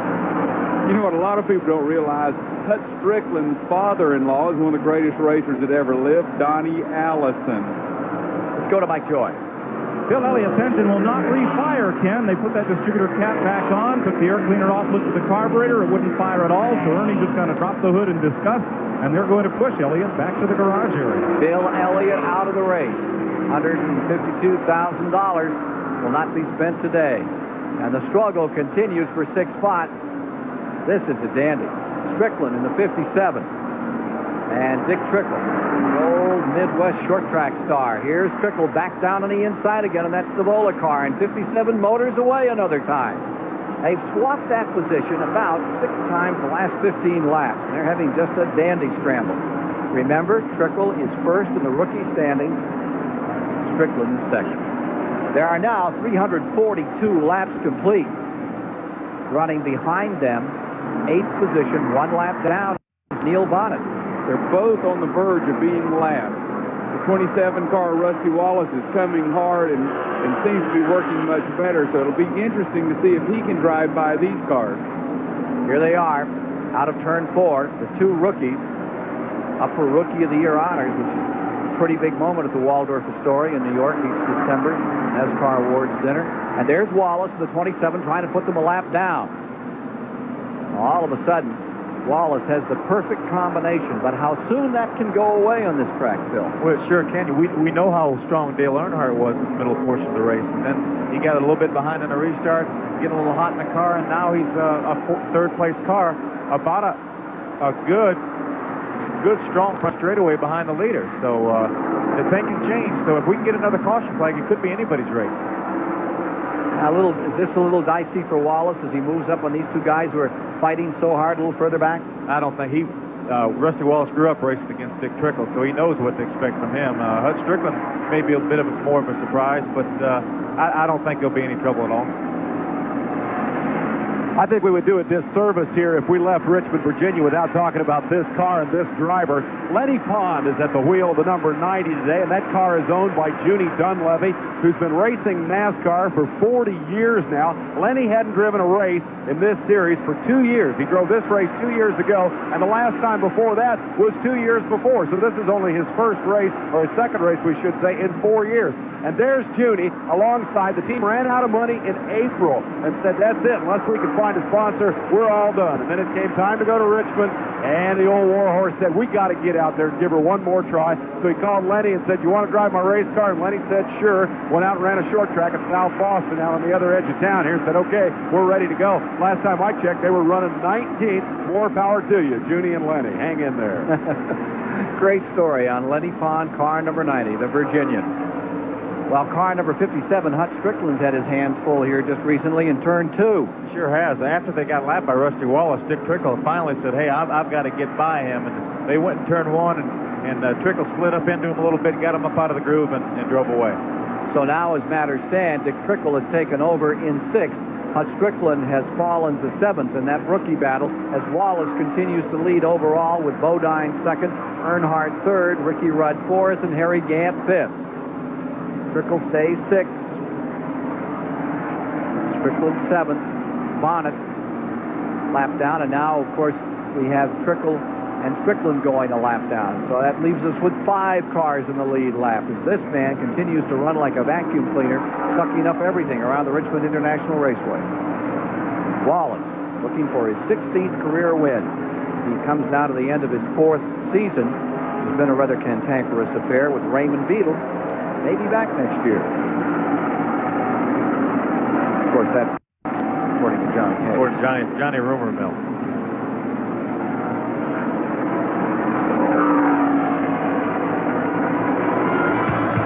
We'll be back. We move toward the finish. 351 laps are complete at Richmond International Raceway. The 400 laps are now complete here this afternoon at Richmond International Raceway. I'd like to thank Bill Parsons for being alongside. He's headed back to the infield over there to pick up the family after he's had not so much fun this afternoon. Had a good time up here, he said, but that second turn took a big chunk out of his race car today. We're watching 27, Rusty Wallace, continuing to lead over Jeff Bodine, who at this point is closing. Here's a story from the pits from Mike Joy. I'm a Rusty's car on a Raymond Beadle. There's been a lot of controversy here, but Raymond, you've got a good bunch of guys. I'll tell you, World War III broke out right here today. Your guys would still be out there single-minded focused trying to win these races. Yeah, we're still trying to win. We didn't give up. We spent the first half of the race trying to make up, where they said Rusty jumped, but this AC Mobile 1 Pontiac, we just can't give up. And all day long, this proves that if you don't give up, you can come back to the front. Now, the rumor mill says it's looking more likely that you and Rusty will be together again next season. Any comment? I think there's a good chance of that. Raymond Beadle, who owns the race car that currently leads. Here is Rusty Wallace in front. Bodine trying desperately to close some ground here. The interval has stretched out a little, and here goes Wallace around number 28, Davey Allison. Davey is currently being shown in 11th, 2 laps down to the leader.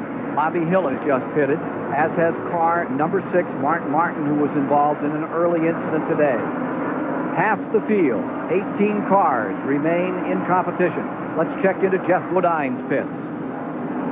The crew chief here, Waddell, are you having any problem? Everything all right with your car? And can you tell me what they want? Well, I didn't get the question, but cars seem to be running good right now. The big question is whether we'll make it on fuel.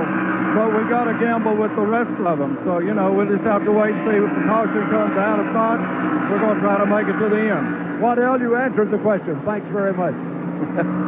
Waddell Wilson, the man with car number 5. And here is Jeff Bodine in that second spot. Earnhardt is maintaining 3rd. Wallace continues to streak around the speedway with the lead. 10 lead changes among 7 drivers thus far. Well, I think we know that Bodine's going to have to gamble. They're not sure if they can go all the way. It'd be interesting to find out if Rusty knows for sure if he can go all the way. Indeed, if we can find out about Bodine and Wallace as to whether or not that we've heard about the Bodine car, I need to hear a little bit more about Rusty Wallace's efforts out there in that number 27. There's the 5 getting around Davey. See the tire mark on the side of that. Here's Mike Joy. Ken, everybody here has a can of gas ready. Now, Harold Elliott is still exuding confidence, but he's a good bluffer. I think that all three leaders are going to have to make a stop. They won't say, because they're all pitted right next to one another. But I think they'll all be in before this is over. This is the first time we've run more than 40 laps in a row under green all day today, so no one really knows what kind of gas mileage to expect out of a full tank. And 364 laps are now complete, Mike. Get down into the final moments of this one. Holding on is Rusty Wallace in the 27. You know, for years he seemed kind of mild-mannered when he first came on the Winston Cup circuit. We asked him about his aggressiveness, and he said, I had to admit it, Dale was the one who got me started. He agitated the heck out of me. He said, hey, you got to win a championship, you got to run like this. Get out there and let it hang out. Go like hell. Heck, when I got to bash indoors, it kind of got to be fun, said Rusty. I got to doing that stuff and getting away with it. I got to thinking I can do this, and I've kept it up. Dale brought out in me something I didn't know I had. Got to where he was one of my biggest fans. And he keeps saying to me every race, come on, man, just get out there and kick butt if you want to win the championship. So this year, of course, Earnhardt is number one by just a few scant points over Rusty Wallace in second. 73 points behind, and those two will decide it between here and Atlanta with that big race at Charlotte upcoming. I wonder if Earnhardt wishes he hadn't given him quite so much advice. Well, I think Earnhardt probably was just trying to take a little pressure off himself if he could get somebody else that aggressive. Go beat people up? Yeah, you go beat them up and they'll quit looking at me. Jimmy Means is now pitting car number 52. He's been running in 13th position. He's in. There you see Neil Bonnet. There's Harry Gantz, number 33. He's running in the 5th position. With him is the number 7 of Waltrip, a lap down. The 17 of Waltrip in 9th position. Harry Gantz slowed off the pace a little bit, and he's not that far from being lapped. Rusty Wallace is just a few hundred yards behind him and gaining quickly. Harry's car just doesn't seem to be working as well as it was.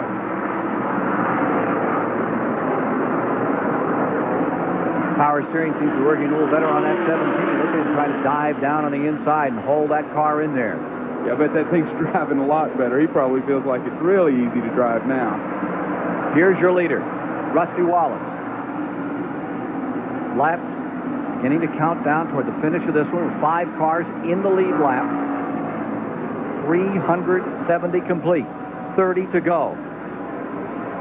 Well, this is a situation where Harry Gant would really love to get a caution, get a new set of tires on, because he's just on the verge of being lapped, and this would put him in trouble. What about the number 5 car? Here's the 33 car of Gant, which is running in 5th, and the 5 car of Bodine. I bet the rubber's a little thin on that one now, well, too. But Bodine is still closing the gap. It's, I tell you, he appears to be running down. If Rusty gets slowed in traffic trying to get around Harry Gant and Darrell Waltrip, boy, Bodine could make a big jump, maybe make a race out of this. When they start running side by side, they're not going to let Rusty just drive by.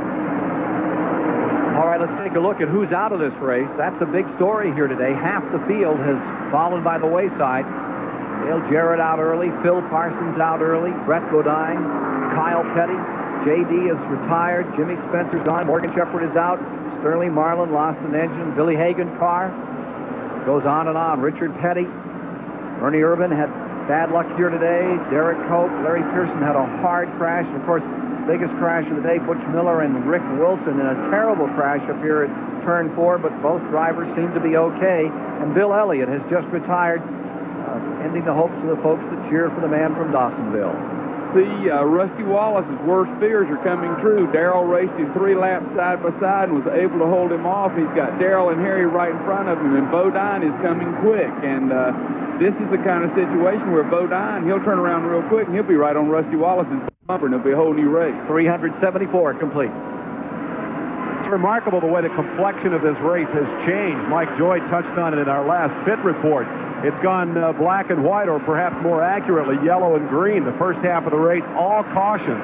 All those cars that we just saw dropping out, almost every one of them brought out a caution flag, and as a result, we had a whole series of 15-lap sprints. Now, as Wallace works to lap Harry Gant, we've been green and green and green here in the second half of the race, and it completely changes the strategy of the event, and it really puts the crews under the gun, because as Mike said, they don't know how far those cars will run on a full tank of gas, and without knowing that, as we come down here now with 24 laps to go, what a guessing game. And I think the drama here in the closing laps will be, number 1, the strategy. Do you have to stop at all, or do you gamble and run a chance running out?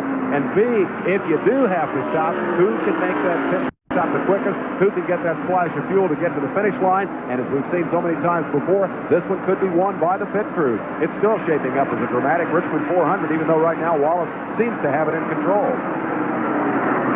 Well, John, here as we get down to the final moment, 377 complete. There you see the 27 of Wallace. The key is that interval. It's 1.9 seconds, and it was about 2.4 between this man, number 27, and the man trying to chase him down, Jeff Bodine, in the number 5. They're now at 1.9 interval. Back to this car. He's trying to get around Harry Gant in the 33. Remember, Harry Gant in the 5th position, about to go a lap down.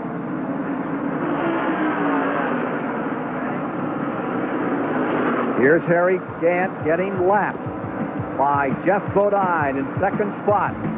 Finish of Richmond shortly. Communication Center, the numbers game of Winston Cup stock car racing. Took a look at the standings. Earnhardt the leader, Rusty Wallace trailing him by 73 points. A key statistic on your screen just a moment ago. Wallace has now led 177 laps. That's more laps than Dale Earnhardt. That's a 5-point bonus.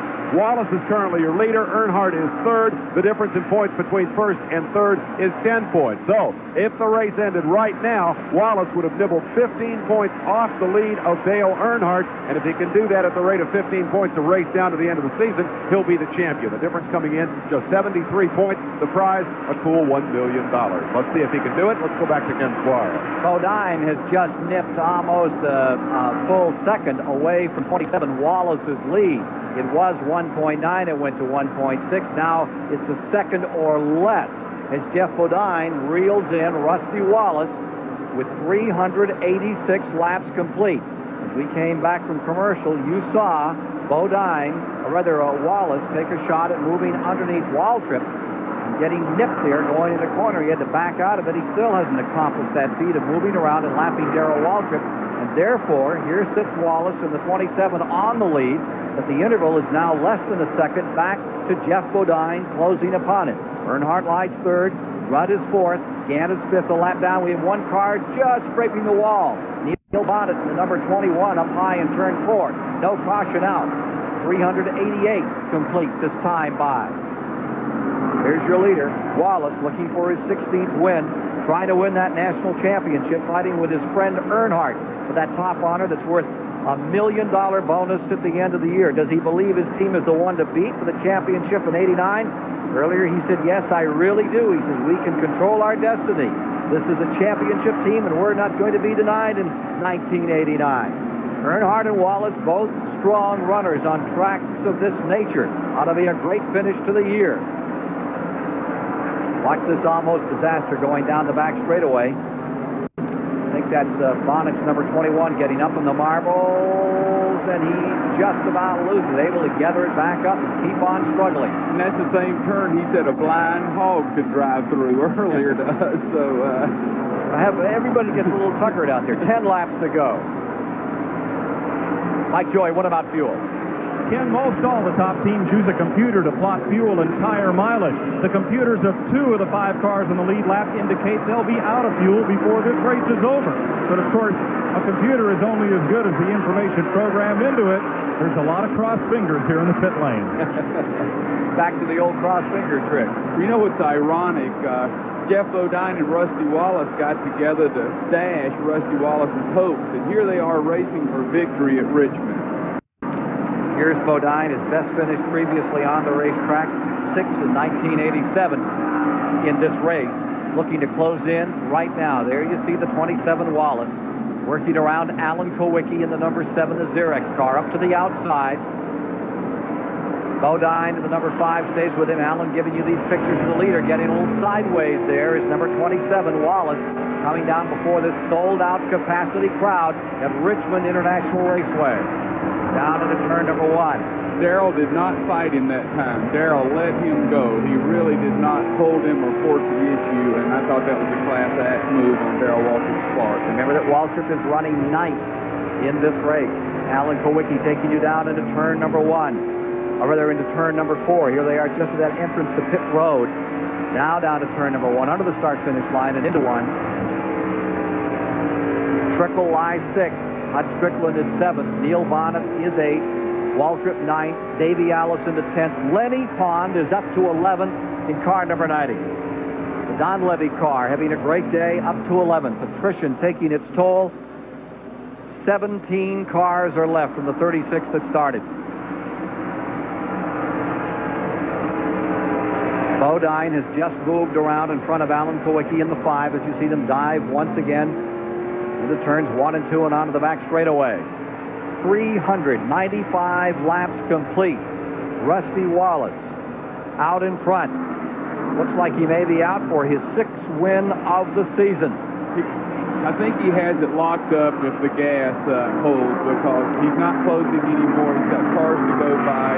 If Rusty's gas will go all the way, he's going to win this thing. You know, there's that Sears diehard charger of the race, and I'll tell you that for me today, I'd give that to Dick Trickle. Boy, he has hung in there and stuck with it in that rookie battle. He's currently running in 6th spot. Great run for him. Bodine and one car looks like gas. it's running out of gas. Number 5, Bodine coming in. Bodine is on pit road. They're trying to top the tank. It may have burped, and let's see if it fires. He's coming down pit road slowly. Earnhardt is taking over 2nd. Bodine is falling back. Ricky number Rudd. 26, Ricky Rudd, is coming in. Rudd is in. Now the question is, 397 laps to go. Can Wallace hold on? Ricky Rudd has run out of fuel. Rudd was running in 4th spot. He's on pit road to be topped. Number 27. This is the focus of attention. The Pontiac into the back straightaway. Rusty Wallace holding on, trying to win this race. Laps running out and the fuel running out. I think Harry Gann has moved up to 3rd place now, so it'd be interesting to see as these cars fall out. White flag is down. Final lap. It could be my kingdom for a thimble of gas, or it could be all. Down for the finish. 27's out of gas. 27 is running out of gas. Going into turn 3. Wallace is slowing down. Wallace is into 4. He's coming out of turn 4. The man in 2nd is Earnhardt. Earnhardt trying to close. Coming to the line. Number 27 wins it. Harry Gann is out of gas on the back Harry stretch. Gann is out of gas on the back stretch. Earnhardt coming across. They're racing for position, Bodine and Gann. To the line, Harry Gann is... Oh, Gann got him. Just about 3 feet over Bodine in this incredible finish. As Rusty Wallace, going down the back straightaway on the final lap, ran out of fuel, but was able to run to the finish line and take the checkers for his 6th win of 1989 and his 1st win in the Richmond 400. An incredible finish. This race had it all. It had it all. This is great. I loved it. Here he is pulling in, and he sort of missed the victory lane area. He's brought it to a halt right behind victory lane. 52,000 folks in the grandstand sold out on their feet. Everybody in the infield up after this unbelievable finish. Wallace in the last lap, running out of fuel. Mike Joy is standing. Let's go to Charlie Harville quickly. Barry Dodson, the crew chief of the Kodiak car. Barry, what about the gas situation? Did you know? We knew. We just about knew. And the thing is, Charlie, we couldn't give away 2 in a row. We gave one away at Darlington by racing the 3-car kind of for points. You know, we kind of had to do, we needed to make sure we beat him. We didn't do it. We got in the back, got in traffic. Today I told Rusty we're going to roll the dice here and hopefully circle the wagons at the end, and that's what happened. I know you want to go to victory lane. That's Barry Dodson, crew chief of the Rusty Wallace car, and Rusty should be pulling into victory lane about now. Rusty Wallace just leaning beside his car, looking spent, still looking like the aggressive driver that he is to win here on this day in 90-degree heat, 400 lap distance, 14 caution periods, which lengthened the time of the run to 3 hours and 23 minutes. And when you consider it's 120, 130-degree heat inside those cars, he baked all day. But he sure baked himself a great victory cake here at Richmond before this very discerning audience that loves this sport as they have for half a century. And here you've seen just an incredible run, and he is totally exhausted, probably badly dehydrated, trying to get himself back together. Rusty Wallace to greet all the folks in victory lane. An outstanding race, and right at the moment, that heart stopper when he ran out of fuel but was still able to get it to the line. We'll be back to meet Rusty Wallace, today's winner, at Richmond here on the Superstation after the strange day here at Richmond International Raceway.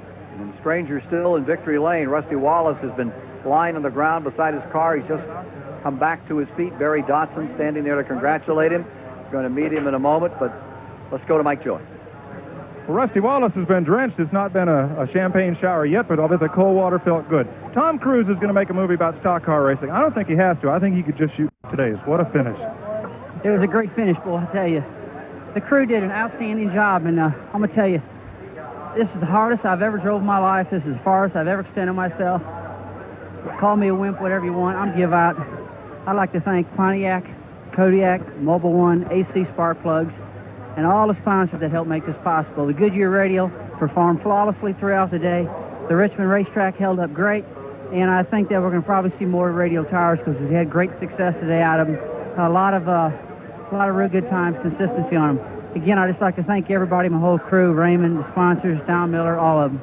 This was a fighter's race. For the first half of this event, it looked like the pace car had the best shot of winning. Well, yeah. You know, they pulled up alongside me, and Dale pulled up alongside me, and Cruz says, "What's you look like?"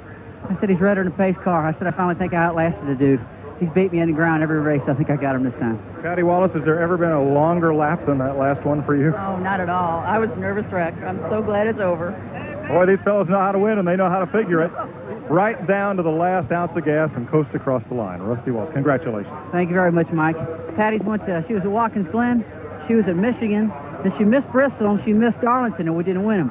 The crew threatened her for their life if she didn't come back to this. She came back, and we won again, so got a good luck charm, I think. I think I know where she'll be on Sundays for the rest of the season. Congratulations. Ken?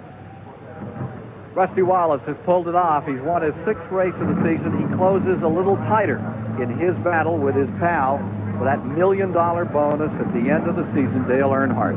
What a struggle they had today, and it's now down to 68 points between first and second after this marvelous contest that we've had at the Grand Ole Fairgrounds in Richmond, Virginia. The new 3/4-mile track gave us all we wanted and a little bit more. What I love about Rusty Wallace, he wins the race, everything, but the thing he's proudest of today is he looked over at Earnhardt and said his face is real red. I finally beat him in the ground because he's beat me in the ground my whole career. I finally got him. I think that's neat. Yeah, they're tough guys, and those two have worked together now, and in fact, they're swapping cars, helping each other out with relatives and with Kenny Wallace and the Grand National ranks. It's been incredible, but when they get down to it, they really don't give each other much room on this racetrack. And what I loved, all these young race car drivers, they're hurt and everything. We saw 49-year-old Harry Gant just bounce out of his car, grab 2 cups of water, and almost jog down to the truck to hurry up and see if he can't beat the traffic. Busted leg and all. 49 years old. It was a tremendous battle. And let me review for you again how it finished. Wallace came sputtering, puttering across the finish line at about 25 miles an hour as he ran out of fuel in the last lap and just barely gave a last gasp and made it to the line. Then Dale Earnhardt took second. Jeff Bodine was third, and finishing fourth today was Ricky Rudd. 1 lap down, and fifth was Harry Gant. Darrell Waltrip sustained for 6th position today after having trouble with his power steering in the contest. Neil Bonnet held on to an ill-handling car at the end of the event that almost stuffed him in the wall to get 7th, and Dick Trickle out of Wisconsin Rapids, Wisconsin, came home 8th. Hut Strickland had a tremendous race and finished 9th today. Davey Allison, last year's winner, was 2 laps down at the end in 10th.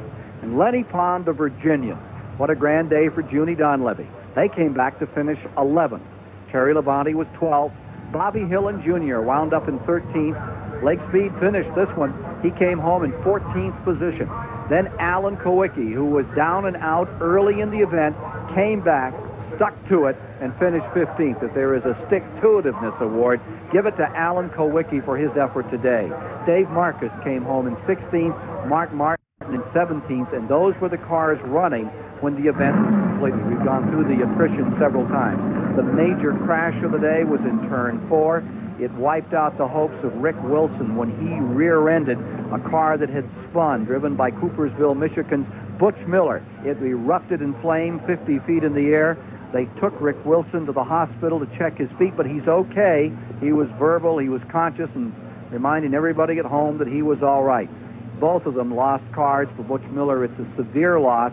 He came with a car that he has driven all season in Grand National Racing. This was his 8th performance in the Winston Cup competition, I should say.